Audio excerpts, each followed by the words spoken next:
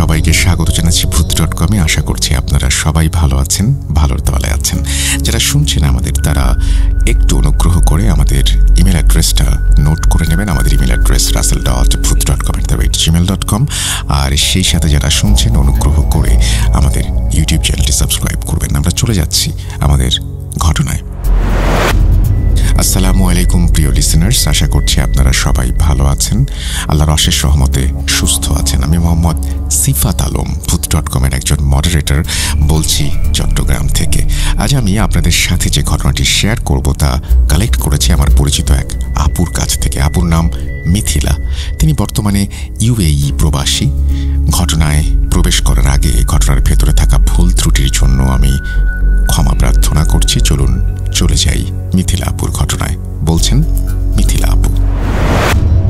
আসসালামু আলাইকুম শ্রোতা বন্ধুরা, আমার নাম মিথিলা। আমি যে সময়ের কথা বলছি তখন আমি কানাডার বাসিন্দা ছিলাম। ঘটনাটি আজ থেকে প্রায় 8 বছর আগে ঘটা একটি ঘটনা। তখন আমার সদ্য বিবাহিত জীবনের শুরু। আমার স্বামী তখন কানাডার একটি কোম্পানিতে চাকরির সুবাদে আমাকে কানাডা নিয়ে গিয়েছিলেন। দেশ ছেড়ে যাওয়ার সময় বুকের ভেতরে একটা মিষ্টি আলোড়ন ছিল, আর তার সঙ্গে ছিল আমার এক পুরনো অভ্যাস, শিক্ষাদান, যা আমি কখনোই ভুলতে পারিনি। আমার জীবনে পড়ানো ব্যাপারটা কেবলমাত্র একটা চাকরি নয়, বরং এক প্রকার তৃপ্তি। এটি আমার নেশা, ভালোবাসা, জীবনের এক পরম আনন্দ বলতে পারেন। বিয়ের আগেও পাড়া প্রতিবেশীদের ছোট ছেলেমেয়েরা যখন আমাদের বাসায় আসতো, আমি তাদের টেনে বসিয়ে দিতাম বইয়ের সামনে। কেউ পড়তে না চাইলে জোর করে পড়াতাম। আমার কাছে কখনোই এই ব্যাপারটা কোনো বিরক্তির বিষয় ছিল না, বরং তা ছিল যেন এক আনন্দ।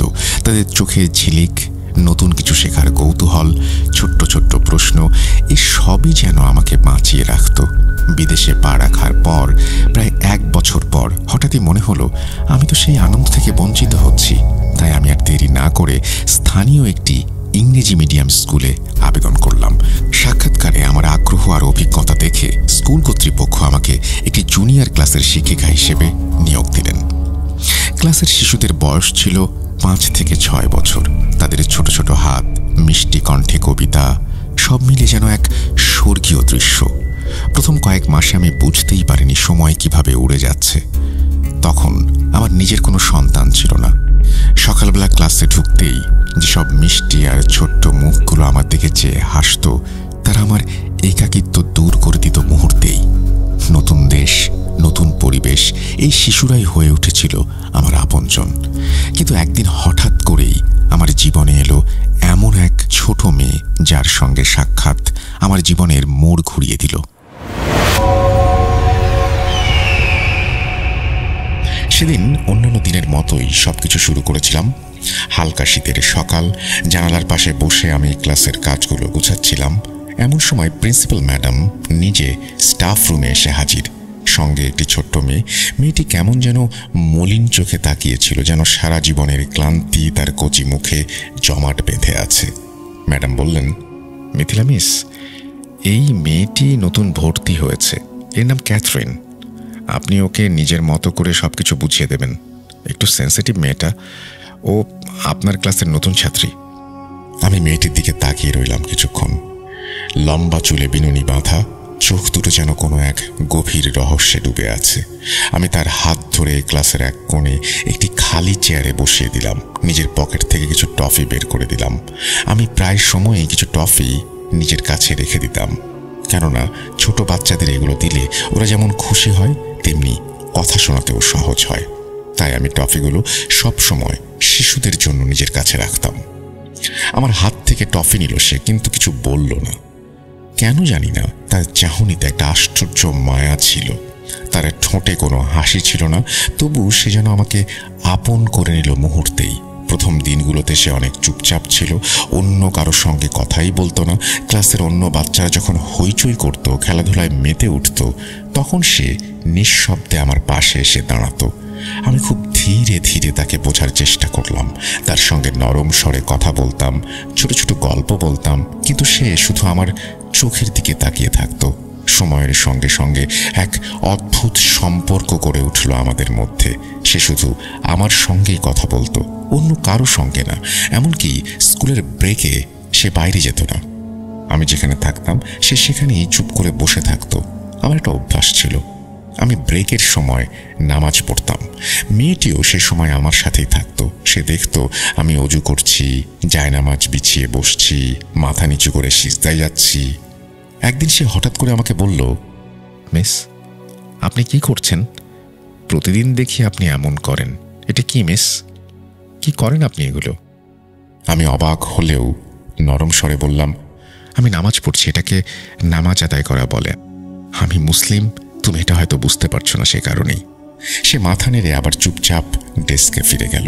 কিন্তু ওই দিন আমি লক্ষ্য করলাম নামাজের সময় সে এক অদ্ভুত দৃষ্টিতে তাকিয়েছিল আমার দিকে, যেন কিছু বোঝার চেষ্টা করছে বা হয়তো গভীর কিছু অনুভব করছে। আমার নামাজে বেশ সমস্যা হচ্ছিল। তার চাহনি বারবার আমার নামাজে একটা ভীতি বা আঘাত করে যাচ্ছিল। অনেক চেষ্টা করেও আমি মনোযোগ দিতে পারছিলাম না। কোনো মতে আমি নামাজ শেষ করলাম। আরও আশ্চর্য হলাম, ওই দিন নামাজ শেষে আমি নিজের অজান্তেই হালকা স্বরে আজান দিয়েছিলাম, কেননা আমার মনে কেন জানি না বেশ একটা বিচলিত ভাব হচ্ছিল।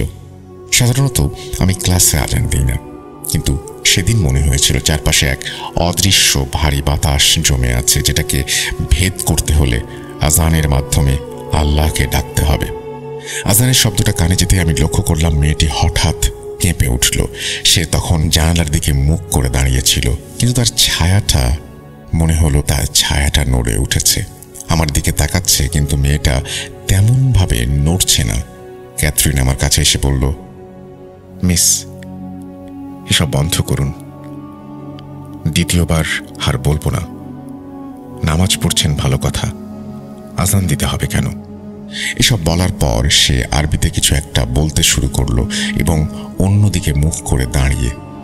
তার আরবি উচ্চারণ ছিল একেবারে শুদ্ধ আর স্পষ্ট। সেই মুহূর্ত থেকে আমার মনে হতে লাগলো এই নিষ্পাপ চেহারার পেছনে অবশ্যই লুকিয়ে আছে অন্য কোনো সত্য। আজান দেওয়ার ঠিক পরের মুহূর্ত আমি জায়নামাজে বসে মনোসংযোগ করার চেষ্টা করছি। চারপাশ নিস্তব্ধ, এমনকি স্কুলের কোলাহলপূর্ণ করিডরও আজ অদ্ভুত নিস্তব্ধতায় ভরপুর। ঠিক তখনই জানালার বাইরে হালকা বাতাসে পর্দাটা একটু দুলে উঠল। জানালার ফাঁক দিয়ে আলো এসে পড়েছে, অথচ সে কেমন নিস্তেজ, তপ্ত নয়, বরং শীতল। হঠাৎই মনে হলো আমার চারপাশের বাতাস ভারী হয়ে উঠেছে, যেন অক্সিজেন কমে গেছে, নিঃশ্বাস নিতে কষ্ট হচ্ছে। প্রথমে মনে হলো এ বুঝি আমারই ভ্রম, কিন্তু পর মুহূর্তেই অনুভব করলাম আমার কাঁধের ওপর একটা হাত এসে পড়ল। মনে হচ্ছিল কোনো বড় ওজনদার কেউ আমার কাঁধে হাত দিয়ে আমার পেছনে দাঁড়িয়ে আছে। অবাক হয়ে চোখ খুলতেই দেখলাম ঠিক আমার পেছনে ছোট্ট ক্যাথরিন দাঁড়িয়ে। না, দাঁড়িয়ে নয়, বরং আমার দিকে ঠাঁই চেয়ে আছে। তার চোখে ছিল এক ধরনের স্থিরতা, যার মধ্যে শিশুসুলভ কৌতূহলের চেয়েও অনেক বেশি ছিল ভয়ানক কোনো প্রশ্নের তীব্রতা। আজ তার চোখে ছিল না কোনো মায়া, ছিল না কোনো ইনোসেন্স, বরং ছিল পুরনো কষ্টের জ্বালা অথবা গোপন প্রতিহিংসার দাবানল। তার ঠোঁট হঠাৎ করে আবার নড়ল। কি পড়ছো তুমি? তার গলা ছিল নিস্তরঙ্গ, অথচ কাঁপন জাগানিয়া। কোনোভাবেই মনে হচ্ছিল না এটি কোনো শিশুর কণ্ঠস্বর। আমি আতঙ্ক চাপা দিয়ে মৃদুস্বরে বললাম, তুমি যাও, চেয়ারে গিয়ে বসো। কিন্তু সে আমার কথা শুনল না। ধীরে ধীরে তার ছোট্ট হাতটি বাড়িয়ে দিল আমার দিকে, আর রেখে দিল আমার ডান কাঁধে। তার সেই স্পর্শে শরীরের প্রতিটি শিরায় যেন সাঁই সাঁই করে ঠান্ডা স্রোত বয়ে গেল। আমি আঁতকে উঠলাম। এইটুকু বয়সের বাচ্চার সেই হাতে কোনো কোমলতা ছিল না, বরং তার হাত ছিল অসম্ভব ভারী, যেন বহু বছরের ক্লেশ, কষ্ট আর ক্লান্তির দাহ জমা হয়ে আছে ভেতরে। মনে হচ্ছিল এটি শিশু নয়, বরং পুরুষের হাত আমার কাঁধে চেপে বসেছে। আমি দুই হাত দিয়ে হাতটা সরানোর চেষ্টা করলাম, কিন্তু কি আশ্চর্য, একটুও নড়ানো গেল না, যেন পাথরের তৈরি হাত। তখনই ব্রেকের সময় আসলো। পরিচিত কোলাহল ফিরে এলো স্কুলে। বাচ্চারা হইচই করতে করতে ক্লাসে ফিরতে শুরু করলো। কেউ কেউ দৌড়ে এলো, কেউ কেউ খিলখিল করে হাসছিল। এই কোলাহলের মধ্যেই সেই ভারী হাতটা আমার কাঁধ থেকে সরে গেল। আমি নিঃশ্বাস ফেললাম। মেয়েটি তখন নিঃশব্দে আমার দিকে তাকিয়ে কেবল একটা রহস্যময় হাসি হেসে নিজের চেয়ারে গিয়ে বসল। সেই দিনের পর থেকে ওর প্রতি আমার মনে গেঁথে গেল ভয়। কেবল চোখে চোখ পড়লেই গা ছমছম করে উঠত। তার দৃষ্টি ছিল স্থির, কিন্তু তাতে ছিল শীতল রাগ। আমি অপেক্ষা করছিলাম কখন ক্লাস শেষ হবে, কখন আমি দ্রুত বেরিয়ে যাব আর বাড়ি ফিরে আমার হাজব্যান্ডকে সব বলবো। বাড়িতে ফিরে আমার হাজব্যান্ডকে সবকিছু বলতেই সে হেসে বলল, আরে তুমি না এত ভেবো না, তুমি ওভার সেন্সিটিভ হয়ে যাচ্ছ, রিল্যাক্স থাকো, এসব কিছু না। সে পুরো ব্যাপারটাকে মজার বিষয় ভেবে হালকাভাবে নিল, কিন্তু আমি জানতাম এটা কোনো কল্পনা নয়। আমি জানি আমার মনে কোনো ভুল হচ্ছে না। মেয়েটির দৃষ্টির ভেতরে কিছু আছে যা চোখে পড়ে না, কিন্তু আমার ত্বকের নিচে কাঁপন তোলে। রাতটা আমার খুব কষ্টে কেটেছিল, বারবার ঘুম ভেঙে যাচ্ছিল। চোখ বন্ধ করলেই সেই ঠান্ডা হাতটার ভার ফিরে আসছিল। মনে হচ্ছিল সে যেন ঠিক পাশের ঘরে আছে, এক দৃষ্টিতে আমার দিকে তাকিয়ে। পরের দিন সকালে আমার মন তীব্র দ্বিধায় ভরা। স্কুলে যাব কিনা তা ভেবে পাচ্ছিলাম না, সাহস হচ্ছিল না একদমই, কিন্তু শেষমেশ মনকে শক্ত করে বেরিয়ে পড়লাম। স্কুলে পৌঁছেই দেখলাম সে আগেই এসেছে। আমাকে দেখে হাসলো, একদম স্বাভাবিক কণ্ঠস্বর, গুড মর্নিং মিস। কিন্তু সেই হাসিতে যেন কোথাও একটা ঠান্ডা কাঁপুনি লুকিয়ে আছে। পড়াতে পড়াতে বারবার চোখ চলে যাচ্ছিল ওর দিকে, আর ও যেন বুঝে ফেলেছিল আমি ভয় পাচ্ছি। মাঝে মাঝে চোখে চোখ পড়তেই সে হালকা হেসে নিচু হয়ে বসত। তার দৃষ্টিতে ছিল এক ধরনের দম্ভ, যেন সে জানে এখন আমার ওপর তার ছায়ার প্রভাব বিস্তার করছে। ব্রেকের সময় এবার আমি ক্লাস থেকে বেরিয়ে যেতে উদ্যত হই। করিডোরে প্রিন্সিপালের সাথে দেখা হয়ে গেল। তিনি অবাক হয়ে বললেন, মিস কোথায় যাচ্ছেন আপনি? আপনি তো সবসময় ক্লাসেই নামাজ পড়েন, তাই না? আমি একটু ইতস্তত হয়ে বললাম, জি, একটু দরকার ছিল তাই বাইরে যাচ্ছি। তিনি নরম কণ্ঠে বললেন, ক্যাথরিনের তোমার ওপর অদ্ভুত একটা নির্ভরশীলতা তৈরি হয়েছে। ব্রেক টাইমে সে শুধু তোমার সাথেই থাকে, কারোর সাথে কথা বলে না। ওর পাশে থেকো। আমার মুখ শুকিয়ে গেল। কিভাবে বলবো প্রিন্সিপালকে যে আমি এই শিশুর কাছে নিজেকে সবচেয়ে অরক্ষিত মনে করি? আর তখনই আমি আবার তার ছায়া অনুভব করলাম পেছনে। খুব ধীরে এসে আমার হাত ধরল, ঠান্ডা নিষ্প্রাণ এক ছোঁয়া। সে বলে, চলুন মিস, ভেতরে যাই, আপনার সাথে কথা আছে। প্রিন্সিপাল এক দৃষ্টিতে তাকিয়েছিলেন আমার দিকে। আমি কিছু না বলে মেয়েটির সঙ্গে ভেতরে ঢুকে গেলাম। ভেতরে গিয়ে মেয়েটি আচমকা বদলে গেল, একেবারে শিশু সুলভ আচরণে ডুবে গেল। নানা কথা বলল, পেন্সিল হারানো, পছন্দের গল্পের বই, তার প্রিয় পশু, এমনকি কার্টুন চরিত্র। তার আচরণ দেখে মনে হচ্ছিল যেন সে কখনোই বদলায়নি। আমি একটু ধীরে ধীরে শান্ত হতে লাগলাম। ভাবলাম হয়তো আমিই বাড়িয়ে বলছি, কিন্তু ভেতরে ভেতরে একটা প্রশ্ন উঁকি দিতে লাগলো। আচ্ছা, কোনো 5-6 বছরের মেয়ে কি সত্যিই কাউকে এইভাবে বুঝে ফেলে বা এমন কিছু করতে পারে? বাচ্চাটির মুখে তখনও সেই নির্ভেজাল নির্লিপ্ত হাসি। আমি তাকে বললাম, তুমি যাও, ড্রয়িং করো, তোমার প্রিয় রঙগুলো দিয়ে আজ একটা সুন্দর ছবি আঁকো। সে কিছু না বলে মাথা নেড়ে নিজের ডেস্কে চলে গেল। রং পেন্সিল হাতে নিঃশব্দে ড্রয়িং করতে শুরু করলো। আমি নামাজ আদায় করলাম, নিয়ত ধরলাম, আল্লাহর নামে শুরু করলাম।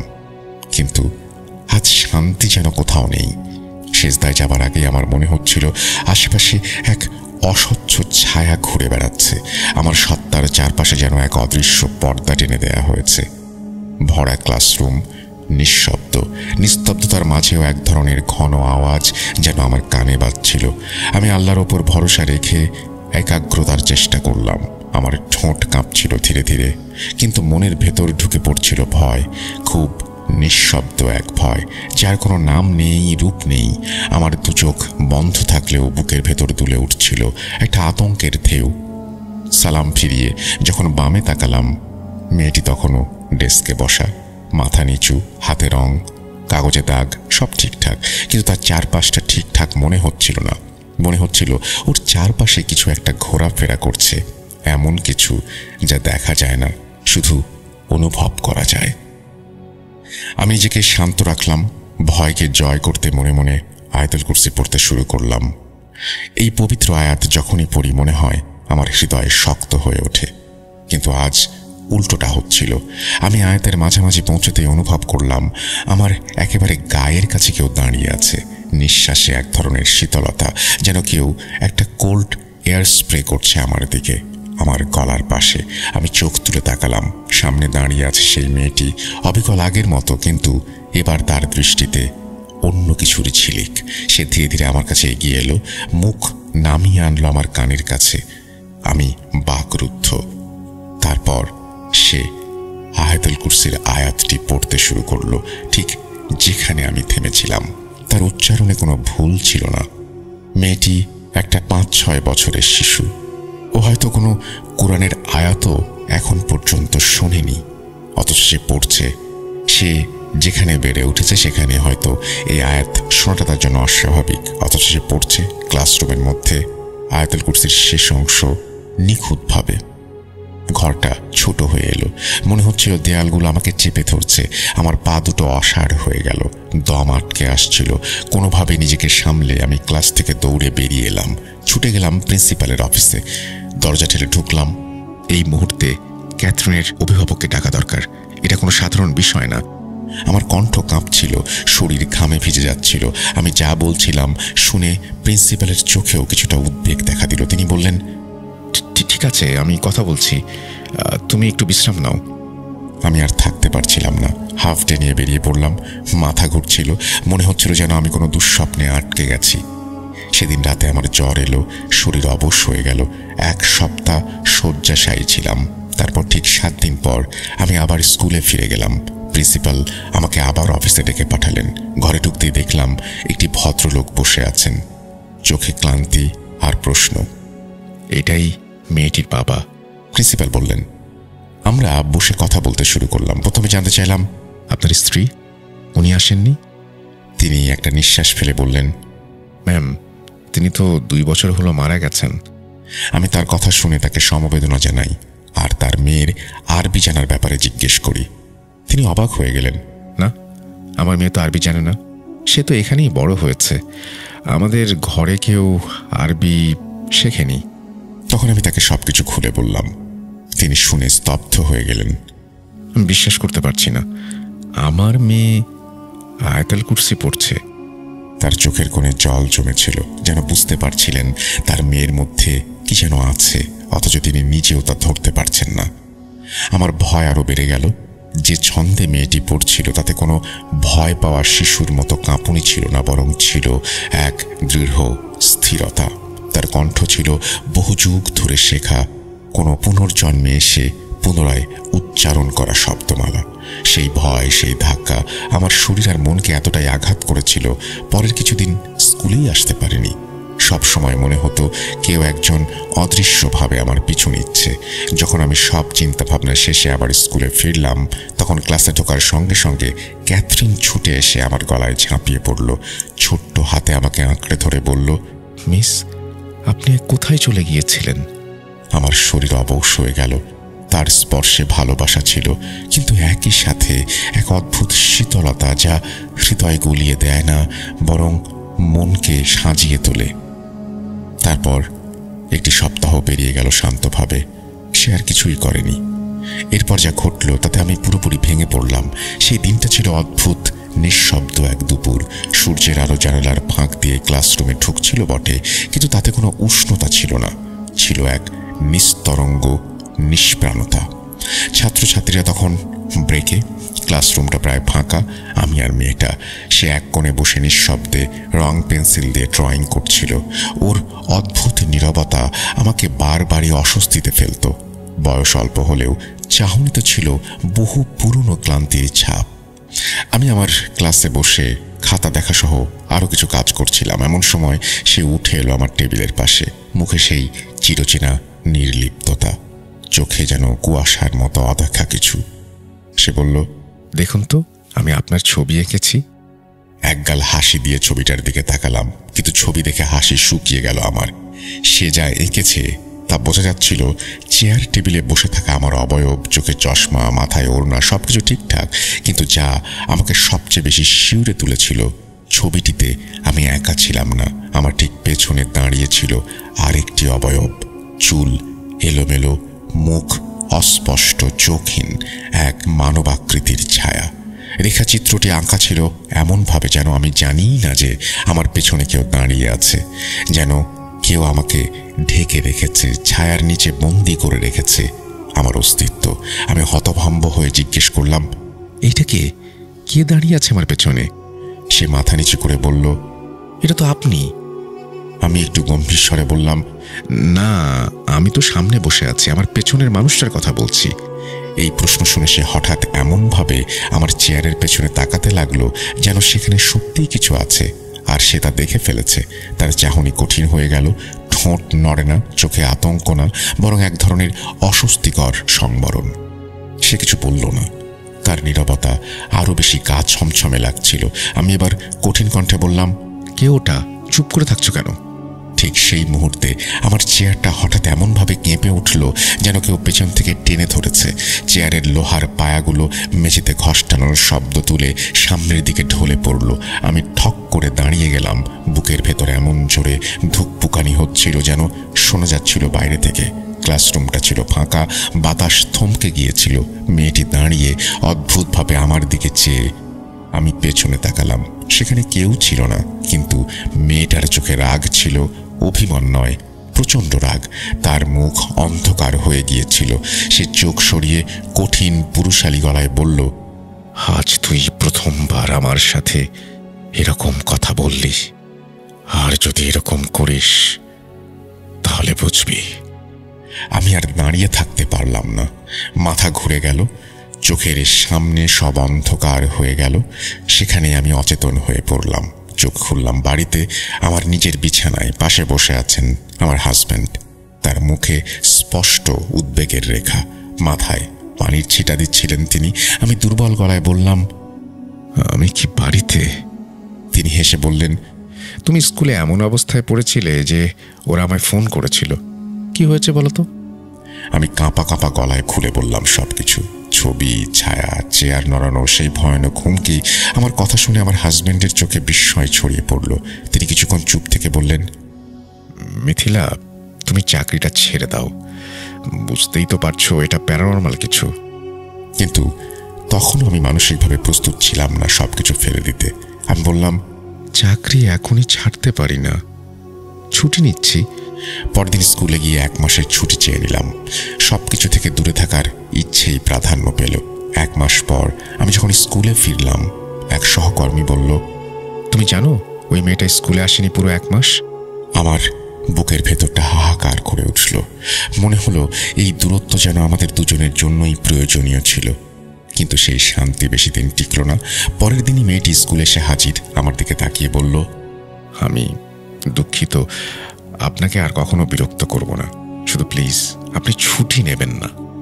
তার কণ্ঠে ছিল একরকম কান্না মিশ্রিত অনুরোধ, কিন্তু আমি জানি তার ভেতরে অন্য কিছু লুকানো, কোনো অতল গভীর কিছুর প্রতিচ্ছবি তার চোখে ঝলসে উঠেছিল। আমি সিদ্ধান্ত নিয়েছিলাম আমি আর ওর সঙ্গে একা থাকবো না। আমি স্টাফ রুমে নামাজ পড়া শুরু করলাম। পুরনো ভবনের এক কোণে, সেখানে একসময় স্টাফ রুম ছিল, এখন পরিত্যক্ত। সেই ঘর ছিল স্তব্ধ, এক ধরনের প্রাচীন নিঃশব্দতায় মোড়ানো।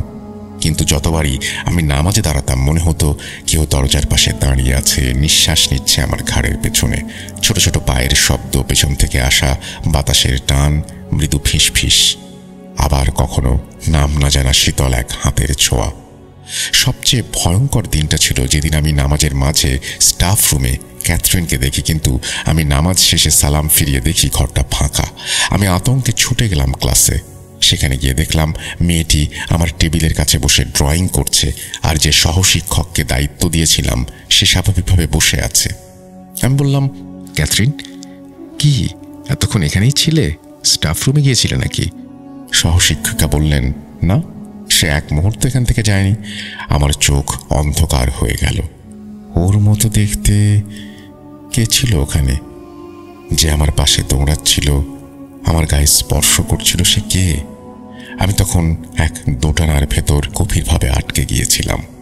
একদিকে ছিল বাস্তবতা, বিদেশে বসবাসরত একজন নারীর পক্ষে নতুন চাকরি খুঁজে পাওয়া সহজ নয়, আর অন্যদিকে ছিল হৃদয়ের টান।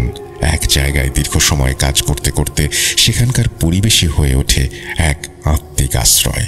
শিক্ষকতা আমার রক্তে, প্রাণে এই পেশাই আমার জীবনের সবচেয়ে সত্যি প্রেম। এখানে সহকর্মীরা হয়ে উঠেছিল বন্ধু, আর ছাত্রছাত্রীরা যেন হৃদয়ের কোমলতম স্পর্শ। প্রতিটি সকাল শুরু হতো তাদের মুখ দেখে। কেউ ব্যাগ ঝুলিয়ে হাসি মুখে আসতো, কেউ লাজুক ভঙ্গিতে চোখ নামিয়ে বসতো বেঞ্চে, কেউ দুষ্টুমিতে পুরো ক্লাস মাতিয়ে রাখত। সেই চেনা মুখগুলো যেন এক অচেনা ছায়া হয়ে মিশে গিয়েছিল ক্যাথরিনের রূপে।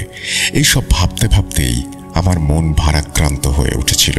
আমি বুঝে উঠতে পারছিলাম না নিজের হৃদয়ের কথা এগোবো নাকি নিজের নীরবতার কথা ভেবে সরে আসব। তবে একটি বিষয় ছিল সন্দেহাতীত, এই জায়গায় থাকা এখন আর নিরাপদ নয়।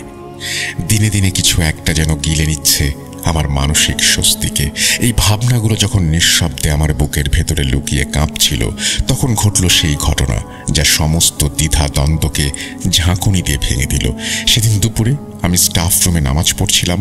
বাইরে হালকা রোদ, ছেলেমেয়েরা ব্রেকে বেরিয়ে গেছে। স্কুল তখন ফাঁকা, কিছুটা কোলাহলময়।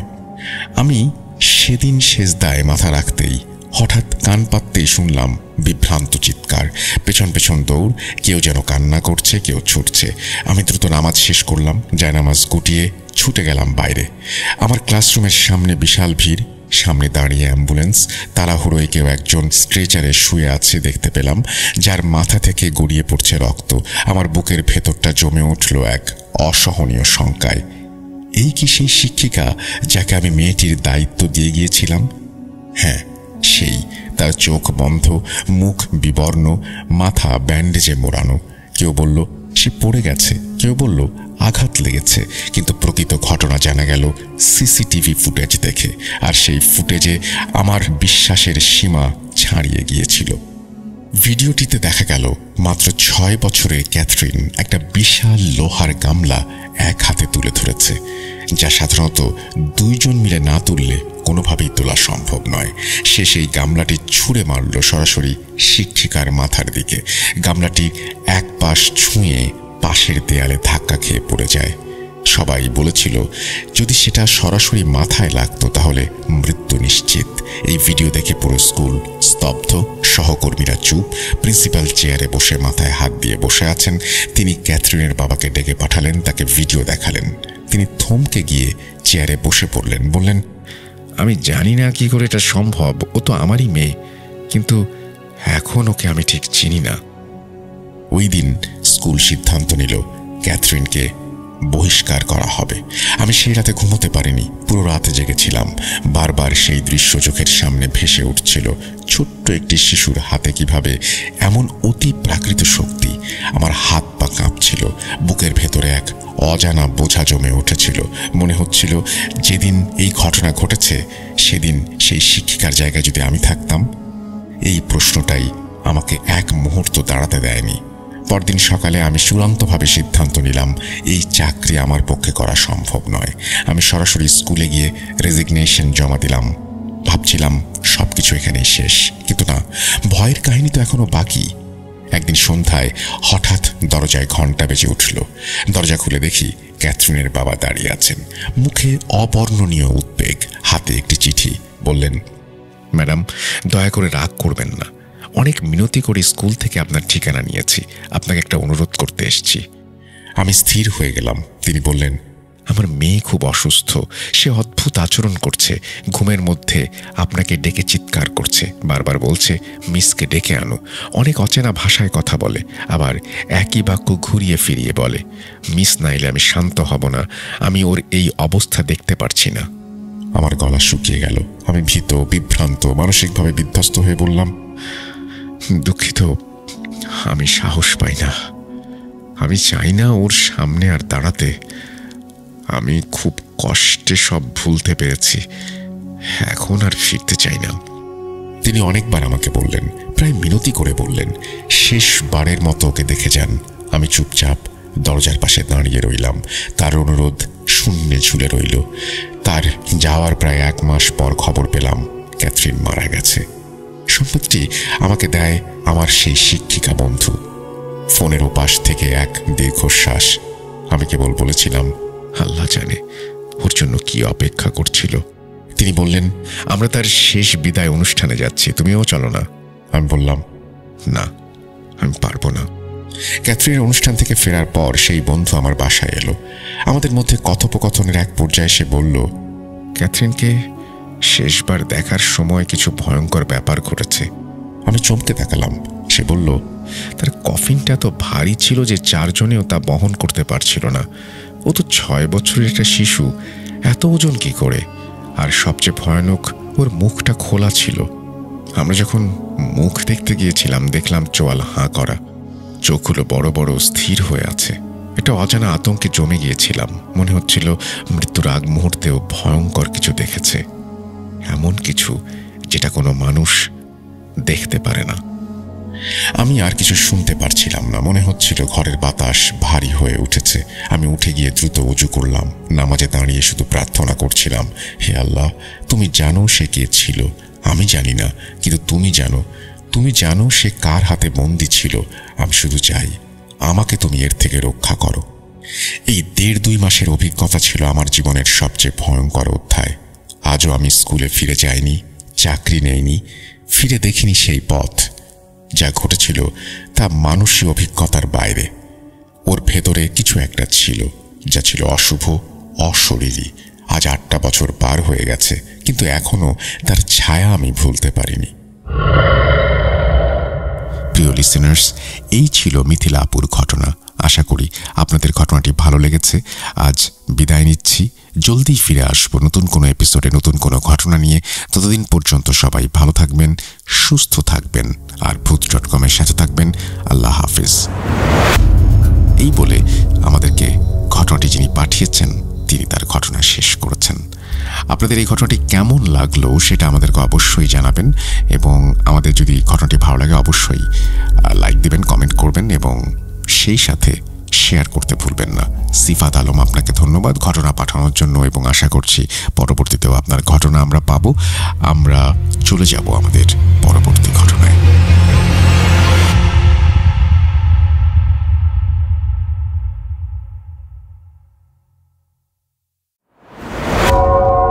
আবারও রাতের আঁধারে ভয়ের রাজ্য ফুঁড়ে ফিরেছি সেই পুরনো সুরে। বিশ্বাস করা বা না করা আপনার ব্যাপার, but the old music comes alive. Voot.com, The Fear Returns with Russell. Welcome back. আপনাদের সবাইকে স্বাগত জানাচ্ছি আমি রাসেল। আশা করছি আপনারা সবাই ভালো আছেন এবং ভালোর দলে আছেন। আমিও ভালো আছি আর ভালোর দলে আছি। আমাদের ইমেইলের পরে সময় হলো অডিও ক্লিপে যাবার। চলুন কথা না বাড়িয়ে আমরা শুরু করি। আজকে আমরা যেহেতু সিফাত আলমের একটা ঘটনা পড়েছি, সুতরাং সাবিত আলমের একটা অডিও ক্লিপ শুনিয়ে দেই। তারা দুজন যমজ ভাই, আপনারা অনেকেই জানেন হয়তো। তো এক ভাইয়ের ঘটনা যখন গেছে, আর এক ভাইয়ের একটা অডিও ক্লিপ শুনিয়ে দিচ্ছি আপনাদেরকে। চলুন শুরু করা যাক। আসসালামু আলাইকুম রাসেল ভাই এবং ডিয়ার লিসেনার্স, আশা করি আপনারা সকলে ভালো আছেন এবং সুস্থ আছেন। আমি মোহাম্মদ সাবিত আলম বলছি ময়মনসিংহ বিভাগ থেকে। আমি আজকে আপনাদের সামনে হাজির হয়েছি নতুন একটি ঘটনা নিয়ে।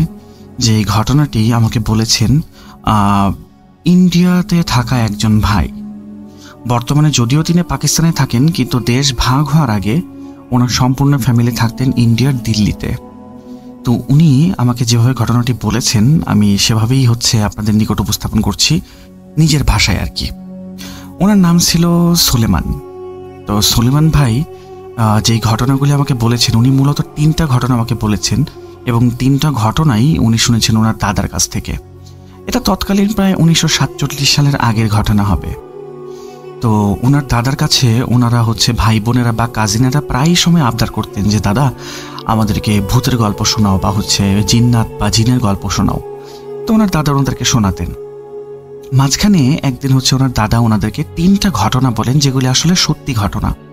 তো উনি আমাকে বলেছেন ওনার দাদাকে উনি কখনো মিথ্যা কথা বলতে দেখেননি। তারপরেও যে ঘটনাগুলো ওনার দাদা বলেছেন এগুলো আল্লাহ আসলে ভালো জানে, কারণ গায়েবী ইলম একমাত্র আল্লাহর কাছেই যেহেতু থাকে, সুতরাং এগুলো আল্লাহ তাআলাই ভালো জানেন যে কি আসলে ঘটনার সত্যতা কতটুকু। তো যাই হোক, প্রথম ঘটনা যেটা আছে সেটা উনি বলেছেন যে দিল্লির কোনো একটা জায়গায়, উনি আমাকে নামটা আসলে বলেছিলেন, বাট নামটা আমার মনে নেই, কঠিন নাম তো, এই কারণে আমার মনে নেই, I am so sorry for that. তো দিল্লির একটা জায়গায় ওনারা থাকতেন তৎকালীন আমলে। তো ওনার দাদা হচ্ছে খুবই বৃদ্ধ হওয়ার পরেও নামাজ কালাম কখনোই ছাড়েননি, বরং উনি ফজরের নামাজটা আদায় করতেন মসজিদে গিয়েই।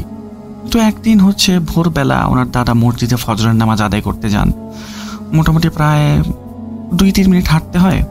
তো 10-12 সেকেন্ড হাঁটার পরে উনি দেখলেন কি ওনার পেছন থেকে আরেকটা লোক হেঁটে হেঁটে আসছে। তো এই লোকটা ওনাকে সালাম দিলেন, হাত হচ্ছে মুফাসা করলেন। তো এরপরে হচ্ছে ওই ব্যক্তিটা দাদার সাথে কথা বলতে লাগলেন বিভিন্ন বিষয় নিয়ে। তো দাদা বললেন কি যে দেখেন, আপনাকে তো আমি কখনো আগে দেখি নাই, আপনি কি নতুন নাকি এখানে? উনি বললেন কি যে না, আমি আসলে এখানকার একজন মেহমান। তো আপনি কোথায় যাচ্ছেন? ওরা দাদা জিজ্ঞেস করলেন ওনাকে। তো উনি উত্তর দিল কি আমি তো নামাজ পড়ার জন্য মসজিদে যাচ্ছি। তো ওনারা কথা বলতে বলতে মসজিদে চলে গেলেন। তো নামাজ কালাম পড়ে ওনারা যখন আবার বের হলেন, তখন সেই ব্যক্তি হচ্ছে সুলেমান ভাইয়ের দাদার সাথে বের হলেন। নানান বিষয়ে কথাবার্তা হচ্ছে, খুবই স্লোলি হাঁটছিলেন তারা। তো হাঁটার এক পর্যায়ে সুলেমান ভাইয়ের দাদাকে ওই ব্যক্তিটা বললেন কি যে ভাইজান, আমি আপনাকে একটা হাদিস বলবো। উনি বললেন যে মাশাআল্লাহ, এর থেকে ভালো আর কি হতে পারে। রাস্তায় পরিচিত একজন মুসাফির মেহমানের সাথে দেখা হলো, উনি আমাকে একটা হাদিস শোনাতে চাচ্ছেন, দিন ইলম তারপরে ইসলামিক জ্ঞানী হচ্ছে, তো শোনা যাক। উনি বললেন কি হ্যাঁ অবশ্যই, ইনশাল্লাহ আপনি আমাকে শোনাতে পারেন। তো উনি হাদিসটা শোনালেন, অনেক সুন্দর করে হাদিসটা বললেন। বলার পরে উনি হাদিস বলার টাইমে একটা জিনিস বললেন কি যে দেখেন, মানে দুনিয়াটা কত অদ্ভুত, আল্লাহর কি হচ্ছে লীলা। উনি বলেন কেন? তখন সে ব্যক্তিটা বলে যে গতকালকে রাতে বেলা আমি নামাজটা পড়েছিলাম মক্কা শরীফে, আর আজকে আমি পড়ছি কোথায়? আপনার সাথে এখানে ইন্ডিয়ার দিল্লিতে। ওনার দাদু তখন চিন্তা করেন কি যে কি ব্যাপারে, কি বলে, কারণ ওই টাইমে কিন্তু আসলে এয়ারপ্লেনও অ্যাভেলেবল বলতে নাই। তো একটা ব্যক্তি আগের দিন রাতেবেলা সৌদি আরবের মক্কায় থাকবে এবং পরের দিন রাতের বেলায় সে হচ্ছে ইন্ডিয়ার দিল্লিতে থাকবে, এটা অনেকটাই হচ্ছে আনবিলিভেবল। তো উনি মানে সুলেমান ভাইয়ের দাদা এই বিষয়টাতে খুব বেশি একটা পাত্তা দিলেন না। এরপরে যখন ব্যক্তিটা হাদিস বলতে শুরু করলো, হাদিস বলা যখন ওনার শেষ, তখন উনি একটা কথা বললেন যেটা শুনে ওনার দাদার আসলে শরীরের রোমকূপগুলো দাঁড়িয়ে গিয়েছিল। উনি বললেন কি যে ভাইজান জানেন এই হাদিসগুলো আমি কার কাছ থেকে শুনেছি? দাদা জিজ্ঞেস করলেন কার কাছ থেকে? উনি বললেন কি স্বয়ং হযরত মুহাম্মদ সাল্লাল্লাহু আলাইহি সাল্লাম এর মুখ মোবারক থেকে আমি এই হাদিসটা শুনেছি। এই কথা শুনে দাদা এমন একটা শক খেলেন, উনি মোটামুটি প্রায় 1.5 মিনিট বা 2 মিনিটের মতো চুপ করে গেলেন, মানে ওনার ব্রেন এটা প্রসেস করতে পারছিলেন না। তো ব্রেন প্রসেস করতে না পারে যখন ওনার মাথায় জিনিসটা ধরলো, উনি কি করলেন পেছন দিকে ফিরলেন। ফিরে দেখেন কি সেই ব্যক্তিটা আর সেই জায়গাতে নাই। দাদা চিন্তা করলেন কি যে হতে পারে এই ব্যক্তিটা মানে কোনো একটা জিন হতে পারে যে হচ্ছে নিজের সত্যতা প্রকাশ করে দিয়েছে ভুলে, এবং এই কারণে সে সেখান থেকে চলে গেছে। এরপরে ওই ব্যক্তিকে দাদা বা কেউ কখনো কোথাও দেখেন নাই। এটা ছিল ঘটনা নাম্বার 1। তো ঘটনা নাম্বার 2 এর দিকে যাই। দাদারা থাকতেন দিল্লিতে এবং আগ্রা নামের একটা জায়গা আছে, ওই জায়গায় থাকতেন হচ্ছে শাহ সাহেব নামের একজন ভদ্রলোক। অনেকের ধারণা যে শাহ সাহেব নাকি জিনদেরকে বশ করতে পারেন বা আয়ত্তে রাখতে পারেন বা ওনার কাছে জিন আছে, এবং এরাই ওনাকে বিয়ে শাদিও করতে দেন নাই। উনি অনেক বয়স্ক ছিলেন কিন্তু তারপরও আনম্যারিড অবস্থায় ছিলেন। তো একদিন একটা ঘটনা ঘটে। এখানে একটা জিনিস বলে রাখা ভালো যে শাহ সাহেবের একটাই মাত্র শখ ছিল, সেটা হচ্ছে ঘুড়ি উড়ানো। তো যাই হোক, একদিন একটা ঘটনা ঘটে, ইংরেজ আমল, তখন হচ্ছে মোটামুটি স্বাধীনতার একটা আন্দোলন শুরু হয়ে গেছে। এমন টাইমে দিল্লির কোনো একটা জায়গায় বেধড়ক ঝামেলা হওয়ার কারণে একটা ইংরেজ পুলিশ অফিসারের মৃত্যু হয়, এবং ঘটনায় উপস্থিত যতজন ব্যক্তি থাকে ইংরেজ পুলিশেরা তাদেরকে অ্যারেস্ট করে নিয়ে চলে যায়। এদের মধ্যে ছিলেন সুলেমান ভাইয়ের দাদার ছোট ভাই। তো ওনারা তো ভাবতে থাকেন কি যে যেহেতু নিয়ে গেছে, সুতরাং এটা তো ওই টাইমে ইংরেজদের আমল, আর হচ্ছে ওরাই সব কিছু, তো ওদের একজন অফিসার মারা গেছে, সুতরাং এখানে খুব বড় একটা ঝামেলা হতে পারে, যাদেরকেই ধরে নিয়ে গেছে মৃত্যুদণ্ড তো সবার শিওর হবে। তো ওনারা বুঝতে পারলেন যে এখানে খুব বড় একটা ঝামেলা হচ্ছে, এবং টোটাল 20 জন মানুষকে ধরে নিয়ে যাওয়া হয়। এরপরে যখন কোর্টের প্রথম হিয়ারিং হয় বা মামলাটা ট্রায়ালে ওঠে, তখন জাজের এমন একটা মানে অবস্থা যে উনি সবাইকে মৃত্যুদণ্ড যে দেবেন এটা বোঝা যাচ্ছিল। তো উনি কী করলেন, খুবই হতাশ হয়ে গেলেন এবং এরপরে উনি হচ্ছে চিন্তা করলেন কি যে শাহ সাহেবের কাছে একবার যাওয়া যাক। তো উনি সেদিন ট্রাভেল করলেন এবং যেদিন ট্রাভেল করলেন এর পরের দিনই হচ্ছে মামলার মেইন ভার্ডিক্ট। তো ট্রাভেল করার পরে উনি যখন গেলেন সেই জায়গায় শাহ সাহেবের বাসার কাছে, তখন উনি দেখলেন কি যে উনি অলরেডি ঘুড়ি ওড়াচ্ছেন এবং দাদাকে উনি উপর থেকে দেখে দৌড়ে নিচে এসে মুফাসা করেন এবং হচ্ছে কি গলায় জড়িয়ে ধরে কোলাকুলি করেন, যেরকম আমরা মুসলিমরা ঈদের মধ্যে করে থাকে। তো ওনার দাদাকে দেখে, মানে সোলেমান ভাইয়ের দাদাকে দেখে খুবই চিন্তিত মনে হচ্ছিল। এই কারণে শাহ সাহেব ওনাকে জিজ্ঞাসা করলেন যে কি ব্যাপার, তোমার এত চিন্তা কিসের? তোমার চেহারা তো দেখে মনে হচ্ছে অনেক চিন্তিত, তুমি আসো ভেতরে এসে বসো। তো ওনারা ভেতরে বসার পরে উনি হচ্ছে শাহ সাহেবকে সবকিছু খুলে বললেন এবং এও বললেন যে শাহ সাহেব, আপনি তো জানি হচ্ছে জিন বা হচ্ছে জিন্নাত জাতি যারা আছে ওরা তো আপনার কথা শোনে, আপনি আল্লাহর একজন নেক বান্দা, আপনাকে কখনো পাপ কাজ করতে দেখি নাই, বা সবাই আপনাকে ভালো বলে, আল্লাহর একজন মুমিন বান্দা বলে। তো আপনি দয়া করে এমন কোনো কিছু একটা দোয়া করুন বা হচ্ছে এমন একটা ওয়াজিফা আমাকে বলুন যেটার মাধ্যমে আমার ভাইটাকে আমি একটু বাঁচাই নিয়ে আসতে পারি ইনশাল্লাহ। তো শাহ সাহেব বললেন কি, কিছুটা মুখ গম্ভীর করলেন এবং বললেন কি যে ঠিক আছে, আমি আমার সাধ্যমতো চেষ্টা করব, বাকিটা হচ্ছে মানুষের রিজিক, তারপর হচ্ছে জীবন মৃত্যু, এগুলোর মালিক হচ্ছে আল্লাহ, সব কিছু আল্লাহই ভালো জানেন, আমি দোয়া করব, আশা করি। এখন এরপরে কি হয় সেটা আল্লাহই ভালো জানবেন। এরপরে কি করলেন, ওনার দাদু সেখান থেকে চলে আসেন। তো পরের দিন যখন মামলা ট্রায়ালে যায়, ফাইনাল ট্রায়াল অর্থাৎ ভার্ডিক্টের ডেট, তখন জাজ হচ্ছে কি করলো, 19টা লোক যারা ছিল, টোটাল 20 জনের মধ্যে থেকে 19 জনকে উনি মৃত্যুদণ্ড দিলেন এবং দাদার ভাইকে একেবারে মানে নিঃশর্তে মুক্তি দিয়ে দিলেন, একদম নিঃশর্ত মুক্তি। তো ওখানে বসে থাকা বাকি সবাই তো অবাক যে এটা কেন, এরকম কেন হলো, সবার উপরেতে একই রকমের চার্জ, তাহলে একজনের এত তাড়াতাড়ি মুক্তি হয়ে গেল আর একজনের একজনের এত তাড়াতাড়ি মুক্তি আর বাকি 19 জনের এরকম অবস্থা কি কারণে হবে? তো তখন যেই ব্যক্তিটা হচ্ছে ভার্ডিক্ট লেখে কোর্টের মধ্যে, ওই ব্যক্তিটাকে সবাই জিজ্ঞাসা করতে থাকে যে কি ব্যাপার, এরকম কেন হলো। উনি বলেন কি যে জাজ সাহেব শুরুতে গতকালকে রায় যখন লিখেছিলেন তখন উনি 20 জনের নামই লিখেছিলেন, কিন্তু আজকে সকালবেলা উনি নামগুলো চেঞ্জ করে এই একটা নাম বের করে দিয়েছেন এবং ওনাকে খুবই চিন্তিত দেখাচ্ছিল, মনে হচ্ছে যেন উনি নিজের ইচ্ছার বিরুদ্ধে কাজ করছেন এবং এই রায় লেখার পরেও নাকি উনি বেশ বিচলিতই ছিলেন। গেল ঘটনা, ওনার ভাই একেবারে নিঃশর্তে মুক্তি পেয়ে গেলেন। তো দাদা কি করলেন, ওই শাহ সাহেবকে অভিনন্দন জানাতে বা হচ্ছে শুভেচ্ছা, ওনার কিছুটা মানে গ্র্যাটিটিউড শো করার জন্য পরের দিন উনি আবার সেখানে যান। যদিও হচ্ছে ওনার বাসায় খুবই একটা আনন্দের মহল ছিল তখন, কিন্তু বাকি 19 জনের যে পরিবার ছিল তাদের জন্য খুবই দুঃখজনক একটা ব্যাপার ছিল। কিন্তু তারপরেও যেহেতু ওনার কাজটা হয়েছে, সুতরাং দাদা কি করলেন, ওনাকে গ্র্যাটিটিউড শো করার জন্য মিষ্টি নিয়ে ওনার বাসায় আবার গেলেন আগ্রাতে। তো উনি তখন সেখানে গিয়ে দেখলেন যে হ্যাঁ, শাহ সাহেব এখনও হচ্ছে ঘুড়ি উড়াচ্ছেন। তো উনি উপরের দিকে গেলেন, পেছন থেকে চিৎকার করে বললেন, শাহ সাহেব আপনি তো দোয়া করছেন, আল্লাহ আপনার দোয়া কবুল করে নিছে। শাহ সাহেব ঘুড়ির নাটাইটা রেখে ওনাকে বললেন কি যে দেখো, তোমার জন্য আমার অনেক কষ্ট করতে হয়েছে, আসলে সারা রাত তসবি গুনছি, সারাটা রাত এত তসবি গুনছি যে আমার হাতটা পর্যন্ত ব্যথা হয়ে গেছে আর তসবিটা পর্যন্ত ভেঙে গেছে, ছিঁড়ে গেছে। যাই হোক, তুমি কিন্তু আজকে খেয়ে যাবা। তো দাদা বললেন কি যে না শাহ সাহেব, আজকে আমাকে হচ্ছে অনুমতি দেন, আমার বাসায় তো কাউকে বলে আসেনি যে আমি আজকে খেয়ে আসবো, সবাই চিন্তা করবে, আর 6:30টায় আমার ট্রেন আছে, তো সুতরাং হচ্ছে আমাকে যেতে হবে।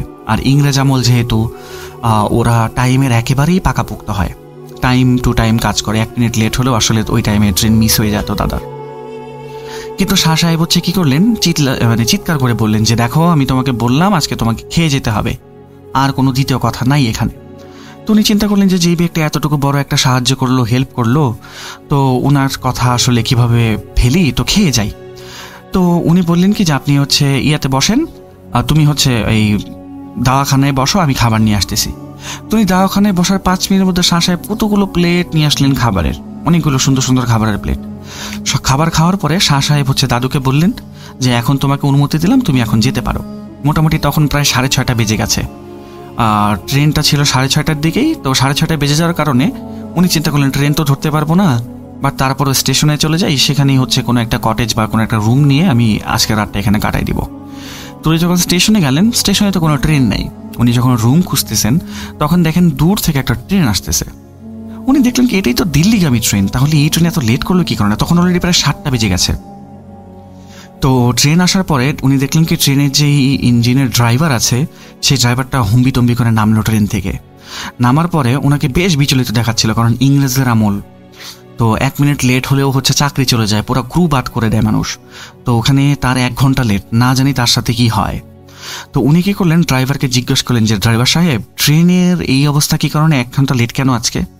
উনি বললেন কি আর বলবেন না, 20-25 মিনিটে বাকি এই জায়গায় আসার জন্য। তখন ট্রেনটা হঠাৎ করে ব্রেক লেগে যায়, হ্যান্ড ব্রেকটা লেগে যায়, মানে হচ্ছে চেইনের যে ব্রেকটা আছে এই ব্রেকটা লেগে যায়। তো ব্রেকটা লাগার পরে আমাদের ইঞ্জিনিয়ার বা হচ্ছে ট্রেনের যত ক্রু মেম্বার ছিল, মেকানিক্যাল, সবাই এখানে উপস্থিত, কিন্তু কারোরই হাতের কোনো কাজ হচ্ছিল না। ট্রেন কেন স্টপ হয়ে আছে কিছুই বুঝতে পারলাম না। 20-25 মিনিট পরে ট্রেন অটোমেটিকই স্টার্ট হয়ে গেল। তো এখন আমার কী হবে আমি জানি না, আমি ভেতরে যাই। তো এরপরে দাদা কী করলেন, ট্রেনে উঠে চলে আসলেন এবং উনি চিন্তা করলেন যে শাহ সাহেব হয়তো বা এমন কোনো মানুষ হতে পারেন যিনি জিনকে দিয়ে আসলেই কাজ করিয়ে থাকেন, কারণ উনি বিয়ে শাদী করেন নাই, উনি ওনার কাজের জন্য কারো কাছ থেকে 1 টাকা হাদিয়াও কখনো নেন নাই, বা হচ্ছে ওনার পরিবারে তো কেউ নেই, বা উনি কারো কাছ থেকে কোনো খাবার টাবারও গ্রহণ করতেন না। তাহলে ওনার দিন কিভাবে চলে? ওনার বাসায় গেলেই খাবার প্রস্তুত থাকে, সবসময় গরম খাবারের স্মেল বেরোতে থাকে, কিভাবে সম্ভব? দাদা চিন্তা করেন হয়তো বা জিন্নাত জাতীয় কোনো কিছু একটা তার সাথে অবশ্যই আছে, নেক জিন্নাত হতে পারে, বাকিটা আল্লাহই ভালো জানে, কারণ গায়েবী জিনিসের ইলম একমাত্র আল্লাহর কাছেই থাকে।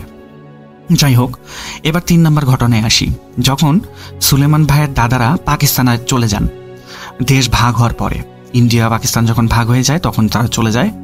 তো ওইখানে যাওয়ার পরে পাকিস্তান থেকে কিছু হিন্দু পরিবার আছে, হিন্দু ভাইয়েরা, ওরা হচ্ছে ইন্ডিয়াতে চলে যায়, বা যেই এরিয়াতে মুসলমানরা থাকতো ওখানের হিন্দু ভাইয়েরা চলে যেত হিন্দু এরিয়াতে, আর যেই জায়গায় মুসলমান ভাইয়েরা থাকতো হিন্দু এরিয়াতে, ওই জায়গার মুসলমান ভাইয়েরা হিন্দু ভাইদেরকে ছেড়ে চলে আসতো, মানে এলাকা ভিত্তিক ভাগ হয়ে যেত। তো অনেকে বলে এই ঘটনাটা, যেটা আসলে আমি এখন বলছি এটা দাদা আসলে শুনেছিলেন, আসলে শুনে থাকার কারণে এটার সত্যতা টোটালি উনি আমাকে বলেননি যে এটা টোটালি সত্যি বা হচ্ছে সত্যতা উনি আমাকে মানে প্রমাণ দিতে পারেননি কোনো। তারপরে উনি আমাকে বলেছেন, এই কারণে আমি আপনাদের সামনে উপস্থাপন করছি। উনি বলেন কি, তৎকালীন হিন্দু ভাইয়েরা যারা ওখান থেকে চলে যায়, তারা তাদের যেই ধন সম্পদগুলো নিয়ে যাওয়ার, এগুলো তো নিয়ে যেতই, আর বাকি যেই ধন সম্পদগুলি থাকতো সেগুলো মাটিতে গর্ত করে পুঁতে রাখতো, এবং ওপরে একটা সাপ মাটির মতো করে বানিয়ে সেটা পুঁতে রাখতো। এবং ওনারা মনে করতেন যে যদি কেউ এই সম্পদ চুরি করতে চায় তাহলে এই সাপটা হয়তো বা মানে জীবন্ত হয়ে প্রতিশোধ নেবে বা চুরি করতে দেবে না, কারণ ওই সাপগুলির উপরে আসলে ওনারা বিভিন্ন ধরনের পূজার অর্চনা আসলে করে থাকতেন। এটা ওনাদের বিশ্বাস ছিল, হিন্দু ভাইদের বিশ্বাস। তো এই ঘটনার পরে যখন ওখানে মুসলমান পরিবাররা থাকতে শুরু করে, তখন জানা যায় কি একটা পরিবারের সাথে প্রথমে এরকম হয় যে স্বপ্ন দেখা, একটা সাপ তাদেরকে স্বপ্ন দেখা যে তোমরা যদি তোমাদের বাচ্চাকে আমাকে দিয়ে দাও তাহলে এখানে যত বেসুমার সম্পত্তি আছে সব তোমাদেরকে দেওয়া হবে। তো সব পরিবারে আসলে স্বীকার করে না এই জিনিসটা, কারণ কেউই তো কারো বাচ্চা দিতে চাইবে না। তো একটা পরিবার কি করে, ওই সাপের কথাটা মেনে নেয়, মেনে নেওয়ার পরে নিজের বাচ্চাটাকে নাকি তারা দেয়। তো হঠাৎ করে সেই পরিবারটা মানে রাতারাতি যেন কিরকম মানে বড় লোক হয়ে গেল আর ধনী হয়ে গেল, একেবারে আঙুল ফুলে কলা গাছের মতো অবস্থা। কেউ যখন তাদেরকে জিজ্ঞাসা করতো যে তোমার বাচ্চাটা কোথায়, তখন ওনারা বলতো কি শহরে পড়তে চলে গেছে। তো এটা ছিল তৃতীয় ঘটনা, বাট এই ঘটনাটা আসলে কতটুকু সত্যি সেটা উপরের আল্লাহ আছে, উনিই ভালো জানেন, শোনা কথা এটা আসলে।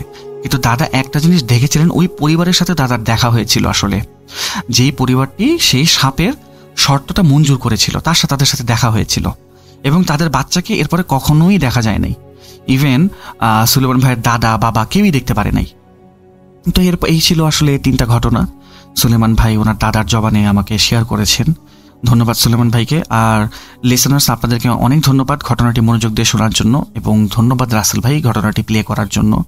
আবারও ফিরে আসবো নতুন কোনো ঘটনা নিয়ে নতুন কোনো সপ্তাহে। ততদিন পর্যন্ত ভালো থাকুন, সুস্থ থাকুন এবং ভূত.com-এর সাথে থাকুন। আমি মোহাম্মদ সাবিত আলম আজকে বিদায় নিচ্ছি। আসসালামু আলাইকুম।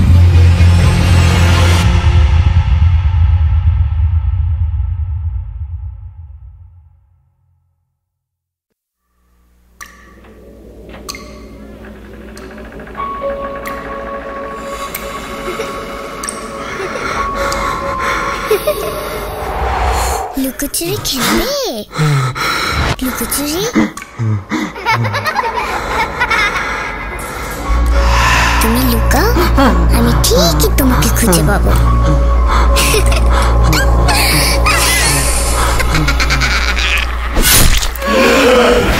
Bhoot.com with Russell.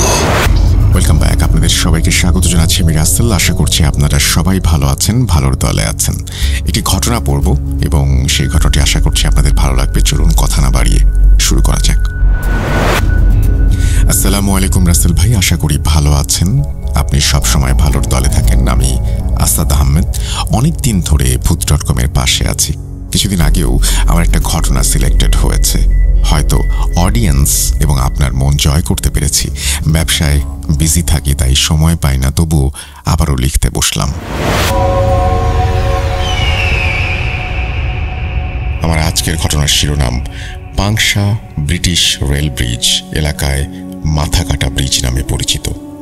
ব্যস্তময় এই শহরের ঠিক উত্তর পাশে বয়ে গেছে চন্ননী নদী, যা বহু বছরের পুরনো। আর এই নদীর ওপর দিয়ে চলে গেছে একটি রেল ব্রিজ যা বহু বছরের পুরনো। আর এখানেই ঘটে গেছে বাস্তব কিছু ঘটনা।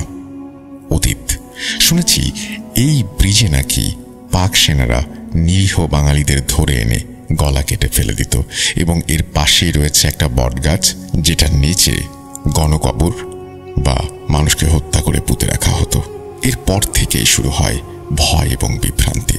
বর্তমান ট্রেনের ছাদে উঠে ভ্রমণ করে অনেক মানুষ, যাদের অনেকের এই জায়গাটি সম্পর্কে ধারণা নেই বলে ব্রিজে আঘাত লেগে মৃত্যুবরণ করে।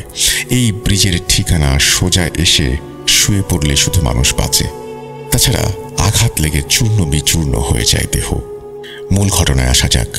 একদিন আমার কাছের ভাই, খুব কাছের ভাই, তার সাথে ঘটে একটা লোমহর্ষক ঘটনা। তার মুখ থেকেই শুনেছি বিস্তারিত। নতুন নতুন বিয়ে, গা থেকে কাঁচা হলুদের ঘ্রাণ যায়নি। বউ বায়না ধরল বাবার বাড়ি ঘুরতে যাবে। সে নাছোড়বান্দা, যাবেই। আমিও তাকে নিয়ে রওনা হলাম। যাক, ভালো মতো পৌঁছালাম। তারপর একটা জরুরি কল আসলো। ভাই, আপনার তরকারির আলোতে সকাল 5টায় গাড়ি আসবে, আপনাকে লাগবে। রাত বাজে 10:30। ভাবলাম মেঠো কাঁচা রাস্তা, গাড়ি পাওয়া যাবে না, পায়ে হেঁটে রওনা দিই। ঘন্টা 2 লাগবে, চলে যাব। তারপর বাসা থেকে হিসেবের খাতাপত্র নিয়ে আড়তে যাব। যেই ভাবা সেই কাজ, রওনা হলাম। পথ জনমানব শূন্য, এলাকা শুনশান। নদীর ধার ধরে হেঁটে চলেছি। মাঝে মাঝে শেয়ালের ডাক, ঝিঝি পোকার ডাক। স্কুল পার হতেই পাশে বাঁশঝাড় নড়ে উঠল বিকট শব্দে। তখন আমার মনে ভয়ের কোনো স্থান ছিল না। হঠাৎ একটু এগোতে চোখে পড়ল রেল ব্রিজ। বুকের ভেতর হঠাৎই ভয় নাড়া দিয়ে উঠল। না না না, এসব ভাবলে চলবে না, এগোতে হবে, আমাকে যেতে হবে। খানিক সামনে এগোতেই যেই না বট গাছটার কাছাকাছি আসলাম, ওপর থেকে এক ঝাঁক পাখি উড়ে গেল কিচিরমিচির কণ্ঠে। ডান পাশে চোখ ফিরতেই দেখলাম গাছ থেকে কয়েকটা অবয়ব নেমে এসেছে, লেজওয়ালা, ঠিক প্রাণীও না। দৌড় দিলাম। সামনে ব্রিজ, ওই পাশে যেতে পারলে বেঁচে যাব। ওই ভয়ানক নরপিশাচগুলো কেমন যেন আওয়াজ করছে। যেই ব্রিজটা পার হচ্ছি তখনই নিচে হঠাৎ চোখ গেল। তাকিয়ে যা দেখি তা দেখার জন্য মোটেও প্রস্তুত ছিলাম না। একজোড়া ভয়ঙ্কর আগুন চোখ বন্ধ করে আবারও তাকাতেই দেখি কিচ্ছু নেই। আবার মাঝ বরাবর গিয়ে দেখি অনেকগুলো ভয়ানক চোখ। এদিক ওদিক থেকে সেই পিশাচগুলো এগিয়ে আসছে, চিৎকার করছে। আমি আর নিতে পারছি না, ভয় শরীর কাঠ হয়ে গেছে। মনে মনে ভাবলাম আজই আমার জীবনের শেষ দিন। কোনো সূরা কালামও মনে আসছে না, বলতে পারছি না। প্রাণপণে এগোতে শুরু করলাম। যেই না ব্রিজ শেষ করে নিচে নামতে যাব, ওপর থেকে 3-4টা কাটা মাথা ছুটে এসে পড়ল সামনে। গরম রক্তে ভিজে গেল আমার জুতা। চোখ বুজে ইয়া আল্লাহ বলে দৌড় দিলাম। এভাবে কতক্ষণ দৌড়িয়েছি জানি না। এক সময় নেতিয়ে পড়লাম। চারিদিকে অন্ধকার হয়ে উঠল, কিচ্ছু মনে নেই। তারপর পরদিন সকালে উঠে দেখি আমি চান্দুর মোড়ে ফোনে 20টা কল এসেছে আড়ত থেকে, বাসা থেকেও কল দিচ্ছে সবাই। আমি সবাইকে জিজ্ঞেস করলাম আমি এখানে কেন। সবাই আমাকে বলল আমাকে অচেতনভাবে রেলের কোলে কামালের দোকানের সামনে পড়ে থাকতে দেখে সবাই, তারপর ধরাধরি করে এখানে নিয়ে আসে। এই ব্রিজটা বা বটগাছটা নিয়ে অহরহ ঘটনা ঘটে যাচ্ছে সেই ব্রিটিশ আমল থেকেই। কাউকে পিছু থেকে ডাক দেয়, কেউ নিখোঁজ হয়, কেউ আত্মহত্যা করে। লোকমুখে শুনেছি অনেক কিছু, দেখেছি।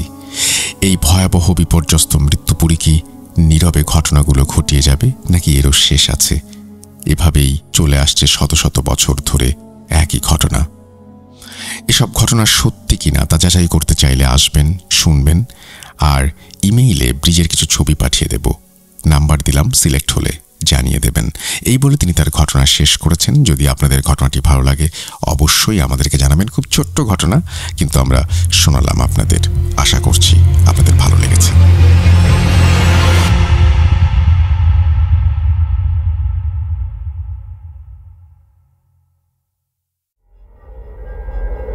Spirit, be here with me.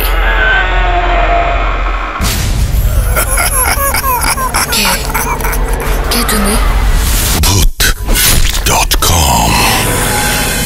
The fear returns with Russell.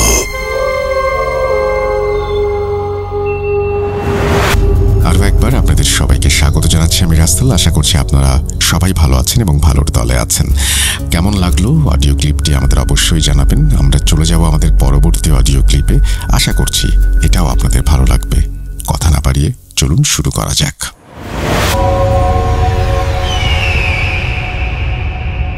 আসসালামু আলাইকুম রাসেল ভাই এবং প্রিয় ভাই ও বন্ধুরা, সবাই কেমন আছেন? আশা করি সবাই অনেক অনেক ভালো আছেন এবং আল্লাহর রহমতে আমিও অনেক ভালো আছি। তো ঘটনা বলবো আমি একটা, তার আগে আমি কিছু কথা বলে নিই। যেটা হলো, আমার সাথে একটা ঘটনা ঘটছে, সেটার কারণে আমি ভালো মতো ভয়েস দিতে পারতেছি না, তবুও যতটুকু চেষ্টা করে দিতে পারতেছি সেটুকুই পারবো। আমার একটা বড় ঘটনা আছে, সেটা আশা করি সাবিত আলম ভাই আমার সাথে যোগাযোগ করবেন। যোগাযোগ করলে আপনাকে আমি ঘটনা শেয়ার করব, কারণ আমি লেখার সময় পাই না এবং আমার টাইপিং অত একটা ভালোও না, আমার ভয়েসটাও যা শুনতেছেন অত একটা ভালোও না। তো আমি যে জায়গার ঘটনাটি বলবো তার আগে একটু বিবরণ দিয়ে লই জায়গাটার। এটি হলো বরিশাল বিভাগের পটুয়াখালী জেলার বাউফল থানা কোনো একটি গ্রামের নাম আমি উল্লেখ করতেছি না। এটি ঘটছে 2022 সালের কোনো এক মাসের কোনো এক তারিখে। আমার সম্ভবত সে তারিখটা এবং মাসটা মনে পড়তেছে না, অনেক আগের ঘটনা তো। যাই হোক, কিছু কথা মনে করেন আপনার ছোটকালে কিছু ঘটনা আপনার মনে থাকে, আবার কিছু মনে থাকে না, তেমনি আমারও যা মনে আছে আমি তা শেয়ার করতেছি। তো যার সাথে ঘটছে ঘটনাটি, সে আমার দূর সম্পর্কে মামা হয়। আমি বলে রাখি আগেই যে আমি ছোটকাল থেকে আমার নানা বাড়িতেই বড় হয়েছি বরিশালে। আমার বাড়ি হয়েছে রংপুর বিভাগের লালমনিরহাট জেলার পাটগ্রাম উপজেলায়। তা আমি ছোটকাল থেকে নানা বাড়ি বড় হয়েছি, এদিকে বেশি একটা হাওয়া পড়ে না। বর্তমানে আমি পাটগ্রামে আছি। তো ঘটনাটি ঘটছে বরিশালে। তো আমার নানা বাড়ির বিবরণ বলতে যে মামার সাথে ঘটনা ঘটছে সে দূর সম্পর্কে মামা হয়। তার ছদ্মনাম আমি জহিরুল রাখতে পারেন। তো জহিরুল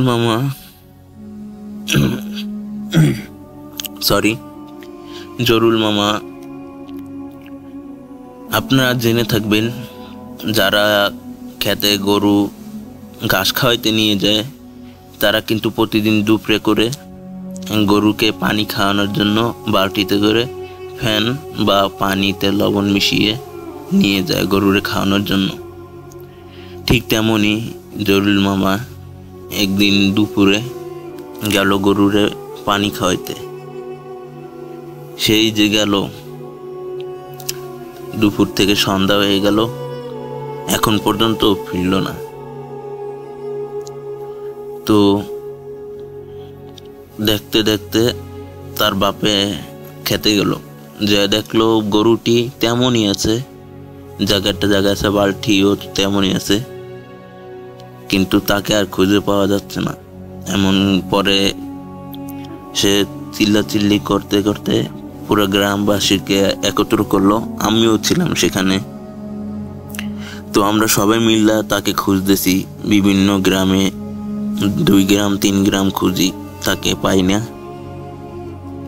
তো তাকে খুঁজতে খুঁজতে পরে আমরা আমাদের বাড়ির পাশেই একজন কবিরাজের বাড়ি ছিল, তো সেখানে গেলাম। সেখানে যাইয়া কবিরাজ আমার নানা সম্পর্ক হয়, দূর সম্পর্কের। তো নানাকে আমরা সব ঘটনা খুলে বললাম, এই যে দুপুরে মামা গেল, আর কোনো খোঁজ খবর নাই, সে কোথায় আছে, আপনি আপনার জিন চালান দিয়ে দেখুন তো। বলে রাখা ভালো, আমার নানা আবার সে জিন চালানো দিতে পারতো, তার কাছে একটি ভালো জিন ছিল। তো সে জিন চালনা দিল। তার জিন বলল যে আমাকে 5 মিনিট সময় দেন, আমি দেখতেছি কই আছে। সেও আমাদেরকে এই কথাই বলল যে 5 মিনিট সময় দাও, তারপর আমরা বলতেছি কোথায় আছে জিন তোমার মামা। তো পরে 5 মিনিট পর কবিরাজ জানাইলো যে তাকে নিয়ে যাওয়া হয়েছে যে জায়গায়, সেই জায়গার নাম আমি বলতে পারবো, ওই জায়গায় সমস্যা নাই। তবে কবিরাজ যেভাবে বলছে আমি কবিরাজের ভাষায় বলতেছি। তোমার মামা দুপুরে গেছিল পানি খাওয়াইতে, সাথেই ছিল একটি ক্ষেতের মাঝখানে 2টি খেজুর গাছ ছিল। তো সেই জায়গা দিয়ে যাওয়ার সময় তোমার মামা খেজুর গাছের গোড়ায় 1 নাম্বার করতে বসছিল। তো তখন জিনটি রেগে যায়, জিনটি সেই গাছে আবার ছিল। তো জিনটি দেখে তার গাছের উপরে প্রস্রাব করতেছে, তখন জিনটি রেগে যায়। রেগে যেয়ে পরে আমার মামাকে ভর করে তোমার মামাকে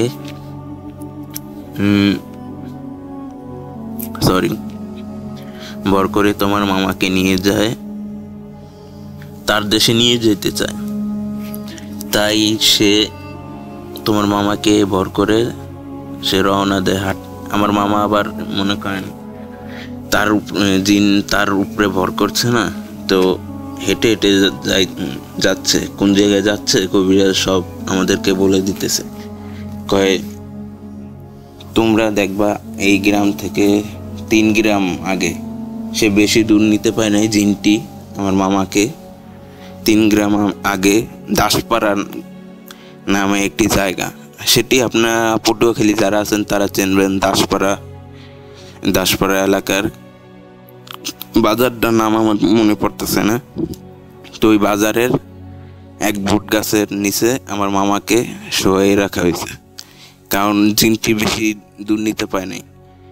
নিতে ফজরে আজান দিয়ে দেয়, সেই কারণে আমার মামা তাকে ওই গাছে শোয়াই রাখছে। আবার মনে করেন রাত হইলে আবার জিনটি তাকে আবার নেওয়া শুরু করবে, তার দেশে নিয়ে যাবে। তো নানা এই কথাটি বলার পর আমাদের আত্মীয় ছিল আবার সেই দাসপাড়া এলাকায়। তো সেখানে আমরা কল দিলাম, আমাদের আত্মীয়কে এই জায়গার ঘটনাটি বললাম যে এই বাজারে আছে, এই জায়গায় আছে। কবিরাজ আমাদেরকে বলল। তো পরে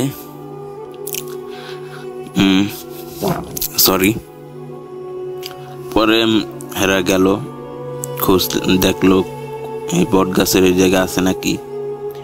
তো যাইয়া দেখে তারা মামায় সেখানেই শুয়ে আছে, তার কোমরে একটি গামছা বাঁধা ছিল, আর খালি বলতে তার স্যান্ডেল গেঞ্জি ছিল গায়ে এবং একটি লুঙ্গি পরা ছিল। সেইভাবেই সে পাগলের মতো ওইখানে শুয়েছিল। তো সবাই যে কেউ দেখলে কইবে পাগল, কেউ ভালো মানুষ মনে করবে না, তাই কেউ একটা গুরুত্ব দেয় না ওই জায়গায়। তো আমাদের সেই আত্মীয় যাইয়া তাকে খুঁজে পেয়ে পরে তাকে নিয়ে আসে। তো নিয়ে আসার পর কবিরাজ নানার কাছে নিয়ে যায়। তো কবিরাজ নানাই বলে যে তার উপরে এখনো জিনটি আছে, জিনটি যায় নাই সম্পূর্ণভাবে। তো কিছু রিচুয়ালস করা লাগবে। সরি রাসেল ভাই, আমার ভয়েস দিতে কষ্ট হয়, তবুও আমি চেষ্টা করতেছি ভালো মতো দেওয়ার জন্য। স্পষ্ট আমি বলতে পারতেছি না, কারণ একটি আমার সাথে ঘটনা ঘটছে, সেই কারণে ভালো মতো কথা বলতে পারতেছি না। তো যাই হোক, পরে রিচুয়ালস শুরু করে আমাদেরকে বলে তোমরা বিভিন্ন সামগ্রী আনো।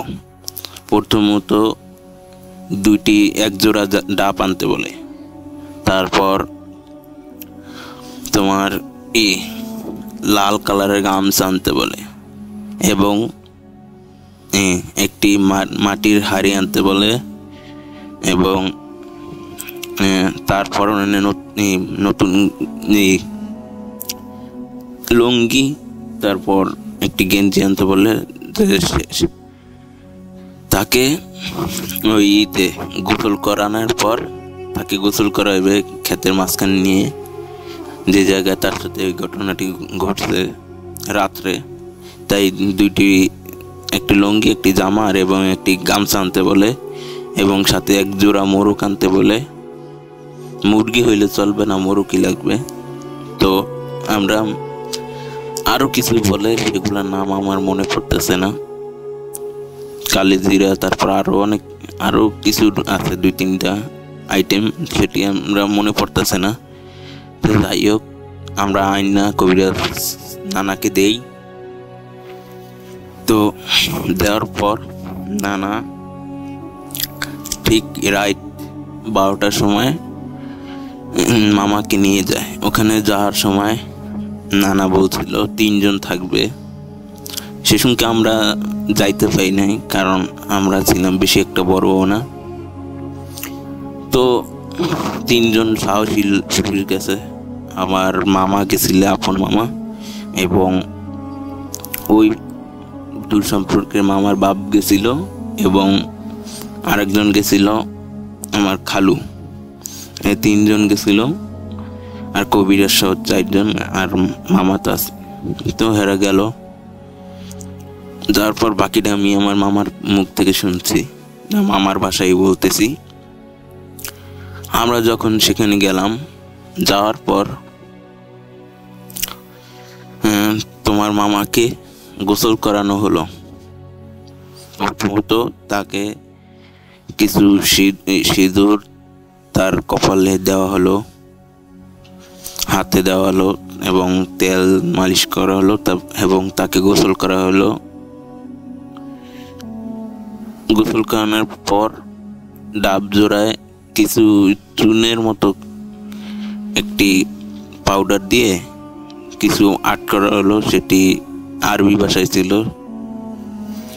তো আরো কিছু ছিল, মোরগ জবাই দেওয়া হলো। মোরগ জবাই দিয়ে মোরগের রক্ত সেই গাছের গোড়ায় দেওয়া হলো। তাকে গোসল করে নিয়ে আসার সময় বলছিল কবিরাজ যে পিছনে ঘুরে কেউ তাকাবে না, সোজা হেঁটে চলে যাবা সবাই, পিছনে ভুলেও ঘুরে তাকাবে না, পিছে যত শব্দ হোক, যতই যাই হোক, তোমরা পিছনে তাকাবা না। তো মামারা তেমনই গোসল সব কিছু শেষ করে পরে নিয়ে আসে, কবিরাজ সহ আসে, পিছনে তাকায়। পিছনে অনেক কিছু শব্দ হয়েছিল, বাপ, যেমন ওই মামার বাপের কণ্ঠে মামাকে ডাকতেছিল যে জয়রুল। যাই হোক, অনেক কিছু বলছে, সেগুলা আমি বলতেছি না, ঘটনাটি বড় হয়ে যাচ্ছে। তো আনার পর মামা সুস্থ হয়ে গেল, ভালো। তো ওই নানার আরো একটি ঘটনা আছে, তাই নানা কবিরাজ, সেটি আমার নিজের চোখে দেখা। তো এই ঘটনাটি সিলেক্টেড হলে ওই ঘটনাটি আমি শেয়ার করব। এই ছিল আমার ঘটনা। আর আমার জানা বা আমার সাথে ঘটে যাওয়া আমার জানা কিছু ঘটনা আছে। এবং রাসেল ভাই, আপনি কিছুদিন কয় নাম্বার এপিসোডে আপনি বলছিলেন ঘুম নিয়ে কিছু ঘটনা শেয়ার করার জন্য। সে সময় আমি সময় পাই নাই, তাই ঘুম নিয়ে কিছু ঘটনা বলতে পাই নাই। ঘুমের ভিতরে স্বপ্ন দেখা, বাস্তব হওয়া, এরকম আমার কিছু ঘটনা আছে, এবং আরও কিছু ঘটনা আছে, এবং আমার সাথে বড় ধরনের একটি ঘটনা আছে, যে কারণে আমি সম্পূর্ণভাবে ভয়েসে মানে স্পষ্টভাবে বলতে পারতাছি না, এবং লেখারও টাইপিং আমারও তো একটা ভালো না, লেখার সময় পাই না এবং টাইপিংও ভালো না। তাই আমি চাইবো যে সাবিত আলম ভাই আমার সাথে যোগাযোগ করে, তার কাছে আমি ঘটনা আস্তে আস্তে ভাবে বলবো, সে লিখে আপনাকে পাঠিয়ে দেবে। তো আজকের মতো বিদায় নিচ্ছি, ভালো থাকবেন সবাই, আল্লাহ হাফেজ।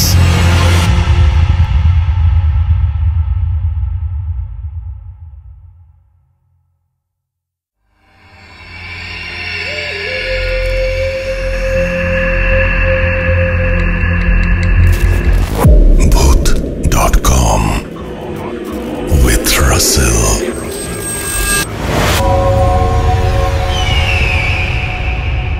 আসসালামু আলাইকুম রাসেল ভাই এবং প্রিয় ভাই ও বন্ধুরা, সবাই কেমন আছেন? আশা করি সবাই অনেক অনেক ভালো আছেন এবং আল্লাহর রহমতে আমি অনেক ভালো আছি। তো আজকে যে ঘটনাটি বলবো সেটি পাটগ্রামে ঘটে যাওয়া। তো পাটগ্রাম কোন জায়গায়, আমি তার আগে পুরা এলাকার বর্ণনা দিতেছি। এটি রংপুর বিভাগের লালমনিরহাট জেলার পাটগ্রাম থানা এবং উপজেলা সাথেই। তো এই জায়গারই যারা পাটগ্রামে আছেন, রবার্ট ড্যাম ব্রিজ সম্পর্কে অনেক ঘটনাই আছে জানেন, তবে এটি রবার্ট ড্যাম ব্রিজ সম্পর্ক ঘটনা না, তবে ব্রিজের পাশেই, এই ব্রিজ থেকে 5-10 মিনিটের রাস্তা। তো এতটুকু দূরত্বে ঘটনাটি ঘটছে। তো ঘটনা যে সময়ের ঘটনাটি হলো 2016 কি 15 এর ভিতরে ঘটে যাওয়া ঘটনা ঘটছে আমার এক বড় ভাইয়ের, সম্পর্কে বড় ভাই হয়, তার নাম হয়েছে আপন। তো আপন ভাইয়ের সাথে একটি ঘটনা ঘটছে, যেটি যারা পাটগ্রামে আছেন তারা রবার্ট ড্যাম আওয়ার আগে, আন্তর্জেলা মোড় দিয়ে আওয়ার আগে ঢোকার পর এখানে একটি স্কুল বাজে। সেই সময় স্কুলটি ছিল, তবে অত একটু উন্নত ছিল না, আর ওই জায়গাগুলো সব জঙ্গল ছিল, তখন বাড়িঘর বেশি একটা ছিল না। তো এখন বাড়িঘর ভরপুর আছে, এখন আর সমস্যা নেই, তখন বাড়িঘর ছিল না। তো আমার বড় ভাই আপন ভাই, ওনার বাসাতে আমি বলতেছি। এখন আমি সম্ভবত আমি বাজারে গেছিলাম, প্রতিদিনই আমি বাজারে যাই। তো আজকের নতুন না, আজকে আমি বাজারেই গেছিলাম। তো ফিরতে ফিরতে রাত 9টা কি 10টা বেজে যায়, সম্ভবত 10টাই হবে। আর তখনকার সময় রাত 10টা অনেক রাত, তখন তো বেশি একটা ছিল না, তখন গ্রামে রাত অনেক রাত।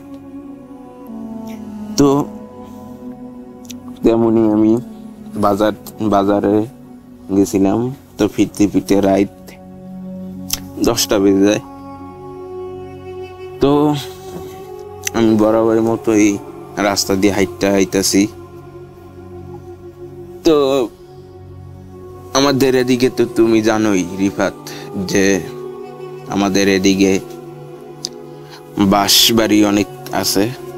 তো রাস্তা দিয়ে আমি হাইতাছি, তখন পাকা ছিল না, এখন পাকাও না, এখন খোয়া ফালাইছে। তো তখন কাঁচা রাস্তা ছিল। তো আমি রাস্তা দিয়ে হাইতাইতেছি, দেখলাম বাঁশ দুই সাইডে, তো দুই বাঁশ, অনেকগুলা বাঁশ নুয়ে রাস্তা আটকে রাখছে। তো আমি কিছু ঘটনা আগে শুনছি এই জায়গার, যে অনেক কিছু হয়েছে। তো আমি একটু ভয়ও পাইছি, আবার মনে সাহস নিয়ে আয়াতুল কুরসি, তারপর সূরা যা পারি তা পড়ছি। পড়ার সাথে সাথে বাঁশ আবার নিজের জায়গায় দাঁড়াই গেল নোয়া থেকে। পরে আমি হাইটে যাইতেছি, পরে এই বাস সাপ হয়ে গেছে। তারপর আমি হাইটে যাইতেছি, সামনে আগাইতেছি, ভয়ে ভয়ে ভয়ও করতেছে। আবার কি কোন বাড়ি তো এই 3-4 মিনিট হাইটে গেলে পাওয়া যাবে। চিল্লেই কেউ শোনে না, অনেক ডাকাডাকি করি কেউই শোনে না, আশেপাশে লাগছে কেউই নেই। আর তখনকার সময় আশেপাশে বাড়িও ছিল না। তো একটু সামনে যাওয়ার পর একটা দেখি একটা সাদা কাপড়ে কেমন জানি লাশের মতো কফিনে মোড়ানো রাস্তার মাঝখানে পড়ে আছে। তো আমি দেখে ভয় পাইয়া তারপর আবারও সুরা পড়া শুরু করি। কি করব, সামনে তো আমার যাইতে হবে, পিছে ঘুরেও যাওয়ার কোনো অপশন নাই। আবারও সুরা পড়া শুরু করি, দেখি হুট করে কফিনটি হাওয়া হয়ে গেল চোখের পলকে। তো চোখে এক পলক ফেলতে না ফেলতে লাশটি হাওয়া হয়ে গেল। তো তারপর আমি সামনে যাইতেছি, যাওয়ার পথে আমার কেমন জানি অনুভব হইতেছে যে আমি একা না, আমার পিছনে কেউ আসতেছে আমার পিছে পিছে। আমি একটি ছায়া আমার সামনে দেখতেছি। চাঁদনি রাত ছিল তখন, সম্ভবত, এটা বলতে আমার ভুলে গেছি। চাঁদনি রাত ছিল, আমি হেঁটে আসতেছি, তখন দেখি আমার পিছনে থেকে একটি ছায়া আসতেছে, কিন্তু পিছনে ঘুরে দেখি কেউই নেই। আমি খুব একটা ভয় পেয়ে গেছি, কি করব। এবার আমার শরীরে বেশি একটা শক্তিও নাই যে আমি দৌড় দিব না কি করব। তেমনি যাইতে যাইতে আমি কতক্ষণ জানি না, কতক্ষণ ওই জায়গাতেই দাঁড়াইছে। কতক্ষণ হয়েছে জানি না, মনে পড়তেছে না। আমার হুশ ফেরে ফজরে আজান দেওয়ার সময়। স্যার আসলে ভাই, আমার কাছে একটা প্রশ্ন।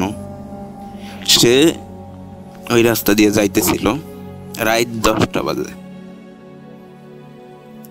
তারপর সে ওখানে দাঁড়ালো, তারপরে আর মনে নাই তাই কতটা সময় পার হয়ে গেল সে দাঁড়িয়েছিল, তার নিজেরও কোনো হুঁশ নেই। তার হুঁশ ফেললো ফজর আজানের সময়।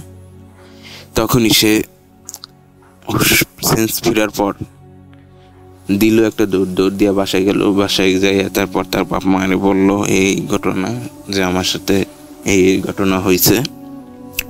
তো তারপর কি করলো, তার বাপ মায় পাশের মসজিদ আছে, মনে করেন 10 মিনিট হেঁটে গেলে বাজে। তো ইমাম সাহেবের কাছে গেল, যে পড়া পানি নিল। তারপর ইমাম সাহেব বিভিন্ন সূরা পড়ে ফুমু দিয়ে শরীর করে দিল, তাবিজ দিল। তারপর আল্লাহর রহমতে 3 দিন জ্বর ছিল। জ্বর থাকার পর আল্লাহর রহমতে এখন সুস্থ আছে। এখন সেই জায়গাতে এখন বাড়িঘর সবই আছে, তবে এখনো কিছু ঘটনা আছে এই ওই জায়গায় না, রাবার ড্যাম ব্রিজ সম্পর্কে কিছু ঘটনা আছে যেটি এলাকাবাসী কিছু লোক জানে, কিছু লোক জানে না। যারা পাটগ্রাম আছে তারা কিছু জানবেন যে পাটগ্রামে সাদা একটি ছায়া দেখা যায় ওই রাবার ড্যাম ব্রিজের ওইখানে। তো আমাদের ওই রাবার ড্যাম ব্রিজ থেকে আমাদের বাড়ি হয়েছে 10 মিনিটের রাস্তা। এই 10 মিনিটের রাস্তার মাঝামাঝি কিছু ঘটনা আছে, সেটি আমি সময় পেলে শেয়ার করব। তো রাসেল ভাই, এই ছিল আমার ঘটনা। তো আমার নাম জিসান, ছদ্মনাম। তো ঘটনাটি ভালো লাগলে শেয়ার করবেন, এবং আমার সাথে আরও ঘটনা আছে, আমি আস্তে আস্তে সব শেয়ার করব। তো আজকের ঘটনা এই পর্যন্তই ছিল। বিশ্বাস করা না করা আপনাদের ব্যাপার, আমি বলতে চাই। তবে রাসেল ভাই, আপনি যদি ঘটনার সত্যতা জানতে চান তাহলে আমার সাথে যোগাযোগ করবেন, আমি জায়গাটি দেখাবো। এবং আমার সাথে, আমি জানি যে এই ঘটনাগুলা এই রাবার ড্যাম ব্রিজ থেকে আমাদের বাড়ির মাঝামাঝি, এই ঘটনার কিছু স্পটও আমি পিক তুলে পাঠাবো, ফেসবুক পেজে শেয়ার করব। তো আসসালামু আলাইকুম রাসেল ভাই, ভালো থাকেন, আল্লাহ হাফেজ।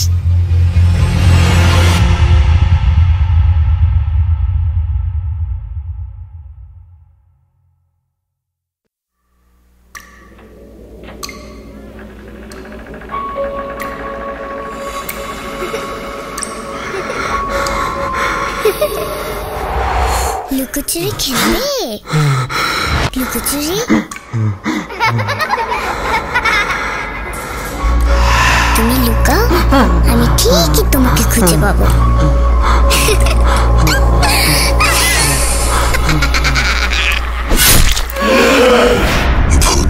Voot.com with Russell. আপনাদের সবাইকে আরও একবার আমন্ত্রণ জানাই voot.com-এ। আমরা চলে যাব আমাদের পরবর্তী অডিও ক্লিপে। আশা করছি এই অডিও ক্লিপটিও আপনাদের ভালো লাগবে। যদি ভালো লাগে অবশ্যই আমাদের জানিয়ে দেবেন। আমরা কথা না বাড়িয়ে সরাসরি চলে যাচ্ছি ঘটনায়।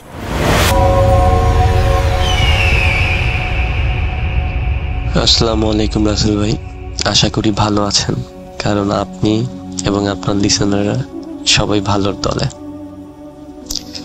আমি মোহাম্মদ জহিরুল ইসলাম, আমার বাসা পিরোজপুর জেলার ভান্ডারিয়া থানায়। আজকের আমি যে ঘটনাটি শেয়ার করতে চাচ্ছি, এই ঘটনাটি আমার মায়ের পরিবার বলতে আমার নানা বাড়ির পরিবার এবং ওই অঞ্চলের মানুষদের সাথে ঘটে যাওয়া ঘটনা। তার আগে বলতে চাই রাসেল ভাই, আমি 2012 সাল থেকে ভূত এফএমের সাথে ছিলাম, পরবর্তীতে voot.com। আমরা খুব গহীন গ্রাম থেকে ভূত এফএম শুনতাম, তখন এত ভালো সুযোগ সুবিধা না থাকার পরেও অনেক কষ্ট করে শুনতাম। কিন্তু এখন মিস করা এপিসোডগুলা ইউটিউবে শুনতে পারি, তো এটার জন্য অসংখ্য ধন্যবাদ voot.com-কে, রাসেল ভাইকে। তো রাসেল ভাই, আমি আমার ঘটনায় যেতে চাচ্ছি। ঘটনায় যাওয়ার আগে একটু আমার নানার পরিবার সম্পর্কে ধারণা দিই। আমার নানা খুবই পরেশগার একজন মানুষ ছিলেন এবং উনি কোরআনের আয়াত অনুযায়ী ফু, তারপর তদবির, পানি পড়া টরা এগুলা দিয়ে থাকতেন, বিশেষ করে বাচ্চা শিশু। তো এর জন্য আমার নানার অনেকগুলা ছেলে মেয়ে, মানে 8, 9, 10 বছর হওয়ার সময় সময় মারা যেত। কোনো না কোনো অসুখ বা হঠাৎ কোনো কারণ ছাড়া বা পানিতে ডুবে, যার ফলাফল আমার নানার বেঁচে যাওয়া যে সন্তান ছিল তাদের ক্ষেত্রেও কিছুটা হয়েছে। আমি ঘটনার শেষে হয়তো বলবো। তো রাসেল ভাই, এটা যে আমার নানার সাথে হয়েছে বা নানার পরিবারের সাথে এরকমটা না, এখানের অনেক মানুষের সাথেও হয়েছে। আমার নানার যে গ্রামটা ছিল, ওই গ্রামের কিছুটা ধারণা দেই। গ্রামটা একটু গহীন গ্রাম, যেখানে ইলেকট্রিসিটি খুব রিসেন্ট পৌঁছেছে। ওখানটায় 7টা 8টা মানে সবাই খেয়ে দিয়ে শুয়ে পড়ে, 10টা 12টা গভীর রাত। আর আমার নানা বাড়িটা ছিল এরকম যে সামনে একটি বড় দিঘি আর পুরনো গাছপালায় পুরো বাড়িটাতে ভরা। দিঘির চারপাশে বড় বড় তাল গাছ, খেজুর গাছ, আর বাড়ির পিছনে একটা পুকুর। পুকুরের পিছনে অনেক পুরনো দিনের একটি তুলা গাছ আর বিশাল জঙ্গল। জঙ্গল শেষ হলে তেপান্তরের মাঠ, যেটাকে বলা হয়, অনেক বড় ধান ক্ষেত, যে ধান ক্ষেত অনেক বিস্তৃত এলাকা জুড়ে। এরকম এলাকাটি খুব শুনশান। বেশি চাষের জমি হওয়ায় মানুষজনের বাসা বাড়ি একটু দূরে দূরে। তো রাসেল ভাই, আমি এখন আমার ঘটনায় যাচ্ছি। আমার নানার যে এলাকাটাতে বিশুদ্ধ পানির কোনো ব্যবস্থা নেই, এখনো কোনো টিউবওয়েল বসে না, কারণ টিউবওয়েল পানির কল বসলে লবণ পানি ওঠে, তাই দূর থেকে বিশুদ্ধ পানি সংগ্রহ করতে হয়। তো একদিন সন্ধ্যাবেলা আমার মা দূরের একটা মাদ্রাসার টিউবওয়েল থেকে খাবার পানি কলস করে নিয়ে বাড়ির উদ্দেশ্যে রওনা হয়। তো বাড়ির খানিকটা কাছাকাছি আসার সময় আম্মা উপলব্ধি করলো যে আম্মার পিছনে কেউ একজন হাঁটছে।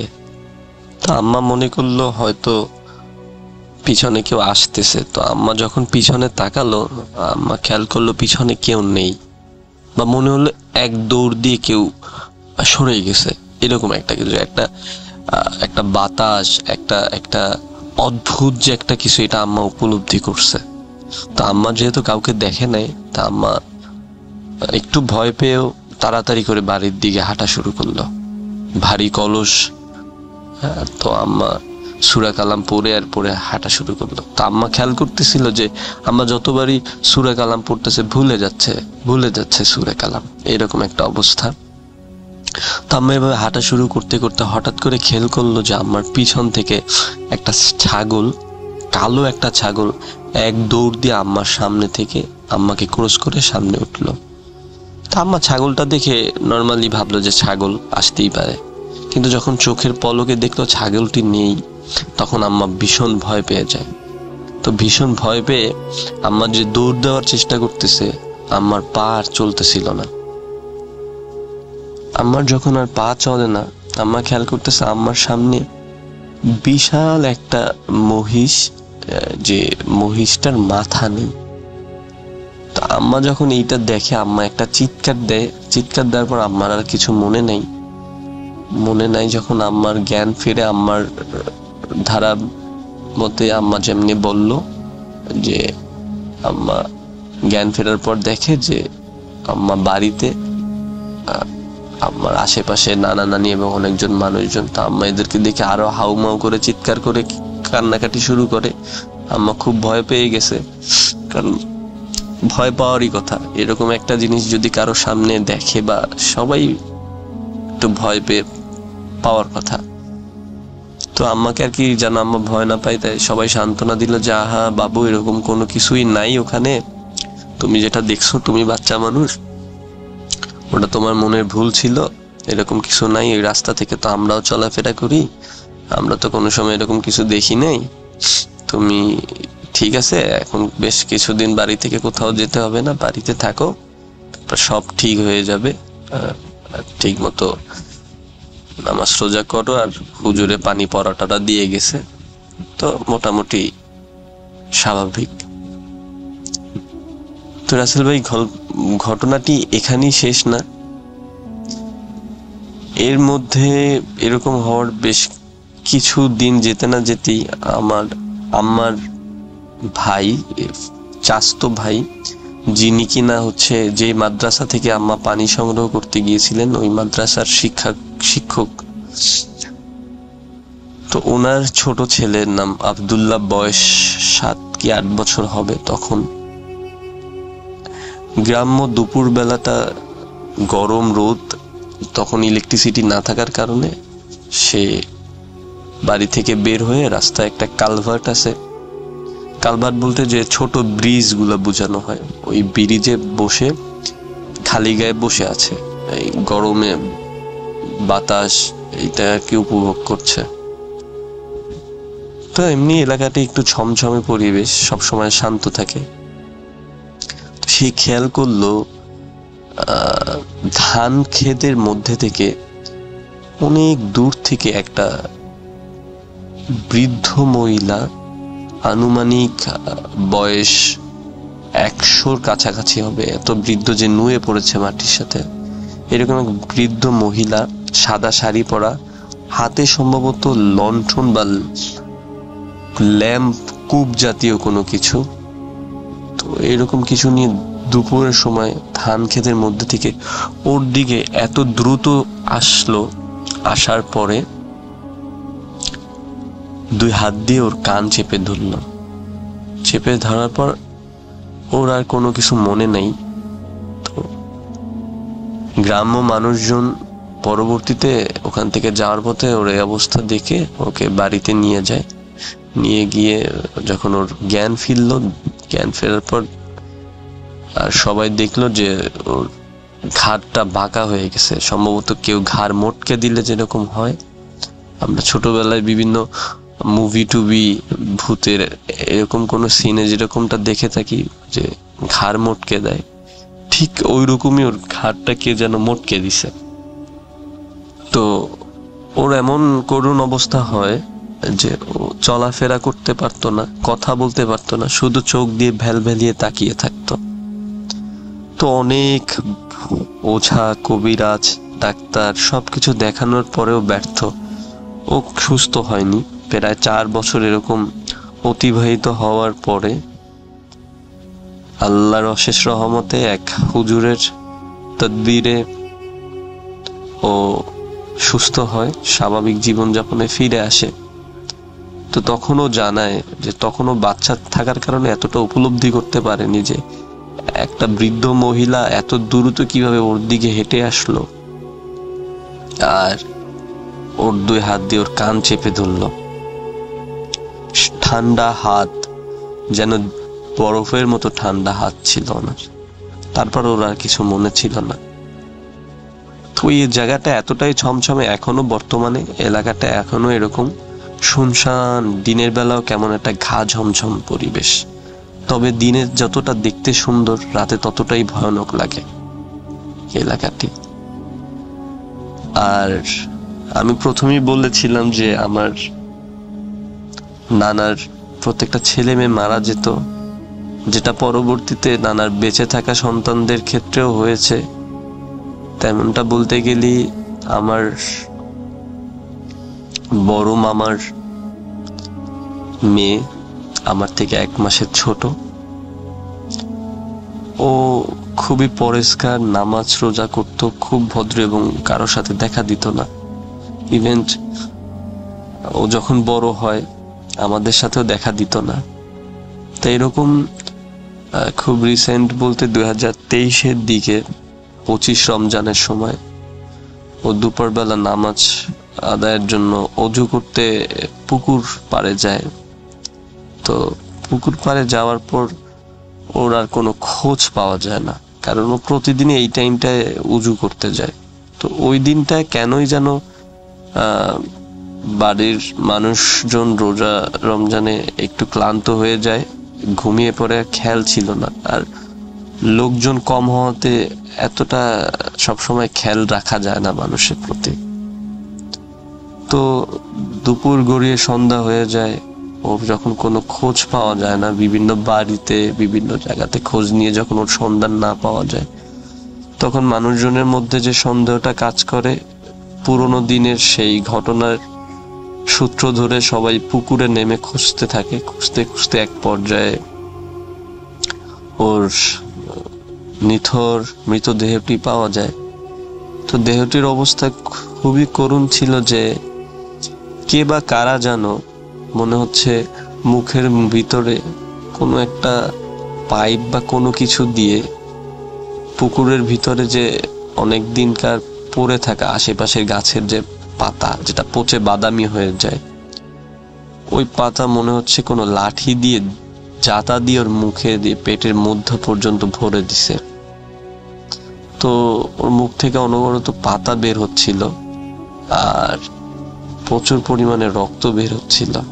রাসেল ভাই, এটা বলতে আমার গায়ের সব লোম দাঁড়িয়ে গেছে, আর এটা সহ্যের বাইরে। আমার এখনো ভাবতে খুব খারাপ লাগে যে আসলে আমার বলার ভাষা নেই। তবে রাসেল ভাই, এখনো এই এলাকাতে এ ধরনের ঘটনা ঘটে, বিশেষ করে এই মানুষকে ভয় দেখানো, অচেনা মানুষদের, যেমন তাল গাছে দাঁড়িয়ে এক পা নিচে এক পা তাল গাছে, পানিতে জাল দিয়ে মাছ ধরা, গলা কাটা মহিষ, এই ধরনের জিনিসগুলা বিশেষ করে অচেনা মানুষ বা ছোট বাচ্চাদেরকে দেখলে দেখায়, ভয় দেখায়। এটা এখনো বর্তমানে ওখানে হয়। আপনি চাইলে আমি আপনাকে এলাকার ডিটেলস বলে দিব। আর এতটুকু বলতে চাই লিসেনার, আপনারা যারা বিশ্বাস করছেন বা না করছেন এটা একান্ত আপনাদের ব্যাপার, কিন্তু এটি সত্যি ঘটনা। আর আমার বলায় হয়তো আমি গুছিয়ে বলতে পারিনি, আমার বলায় যদি কোনো ভুল হয় আমার ক্ষমা দৃষ্টিতে দেখবেন, কারণ এটা আমার প্রথম পাঠানো অডিও ক্লিপ। আমার কাছে ওই এলাকাতে ঘটে যাওয়া আরো কিছু ঘটনা আছে যেগুলা বলতে গেলে অনেক লম্বা সময় লাগবে, আমি পরবর্তীতে আপনাদেরকে আবার বলবো। সো রাসেল ভাই, এই ছিল আমার ঘটনা। আমার জন্য দোয়া করবেন, আর আপনার ভূত.com এবং ভূত.com-এ সাথে থাকা সকল লিসেনারদের জন্য শুভকামনা রইল। আসসালামু আলাইকুম। আপনাদের সবাইকে ধন্যবাদ এতক্ষণ পর্যন্ত আমাদের সঙ্গে থাকার জন্য। আমরা যা যা ছিল আমাদের আজকের আয়োজন সবকিছুই শোনালাম আপনাদেরকে। ভালো যদি লাগে তাহলে অবশ্যই আমাদের কন্টেন্টগুলোকে শেয়ার করবেন আপনার বন্ধুদের সাথে এবং সবাইকে আমন্ত্রণ জানাবেন আমাদের ভূত.com-এ। আশা করছি আপনারা আমাদেরকে ইমেল করবেন, ঘটনা পাঠাবেন। আমাদের ইমেল অ্যাড্রেস russell.bhuth.com@gmail.com। আর সেই সাথে আমাদের ইউটিউব চ্যানেলটি যদি ভালো লাগে তাহলে শুধু ভালো লাগলেই সাবস্ক্রাইব করবেন। আর সাবস্ক্রাইব করার আরেকটা কারণ হচ্ছে প্রচুর ফেক চ্যানেল রয়েছে, এবং ফেক চ্যানেল নিয়ে আমার সবচাইতে অস্বস্তির জায়গা হচ্ছে যে মানুষটি অভিনয় করছে বা যেই মানুষটি বোঝাতে চাচ্ছে যে সে আসলে ভূত.com-এর কেউ, সেই মানুষটির সম্পর্কে আপনি হয়তো তার সম্পর্কে জানেন না, তাকে চেনেনও না। তার কাছ থেকে কোনো ইনফরমেশন যদি আপনার কাছে পৌঁছায় বা কোনোভাবে আপনি যদি মিসগাইডেড হন, তাহলে সেটা আমার অনেক বড় একটা কষ্টের কারণ হবে। আমরা আজকের মতো বিদায় নিচ্ছি। সবাই ভালো থাকবেন, সুস্থ থাকবেন, মোস্ট ইম্পর্টেন্টলি ভূত.com-এর সাথে থাকবেন। আল্লাহ হাফেজ।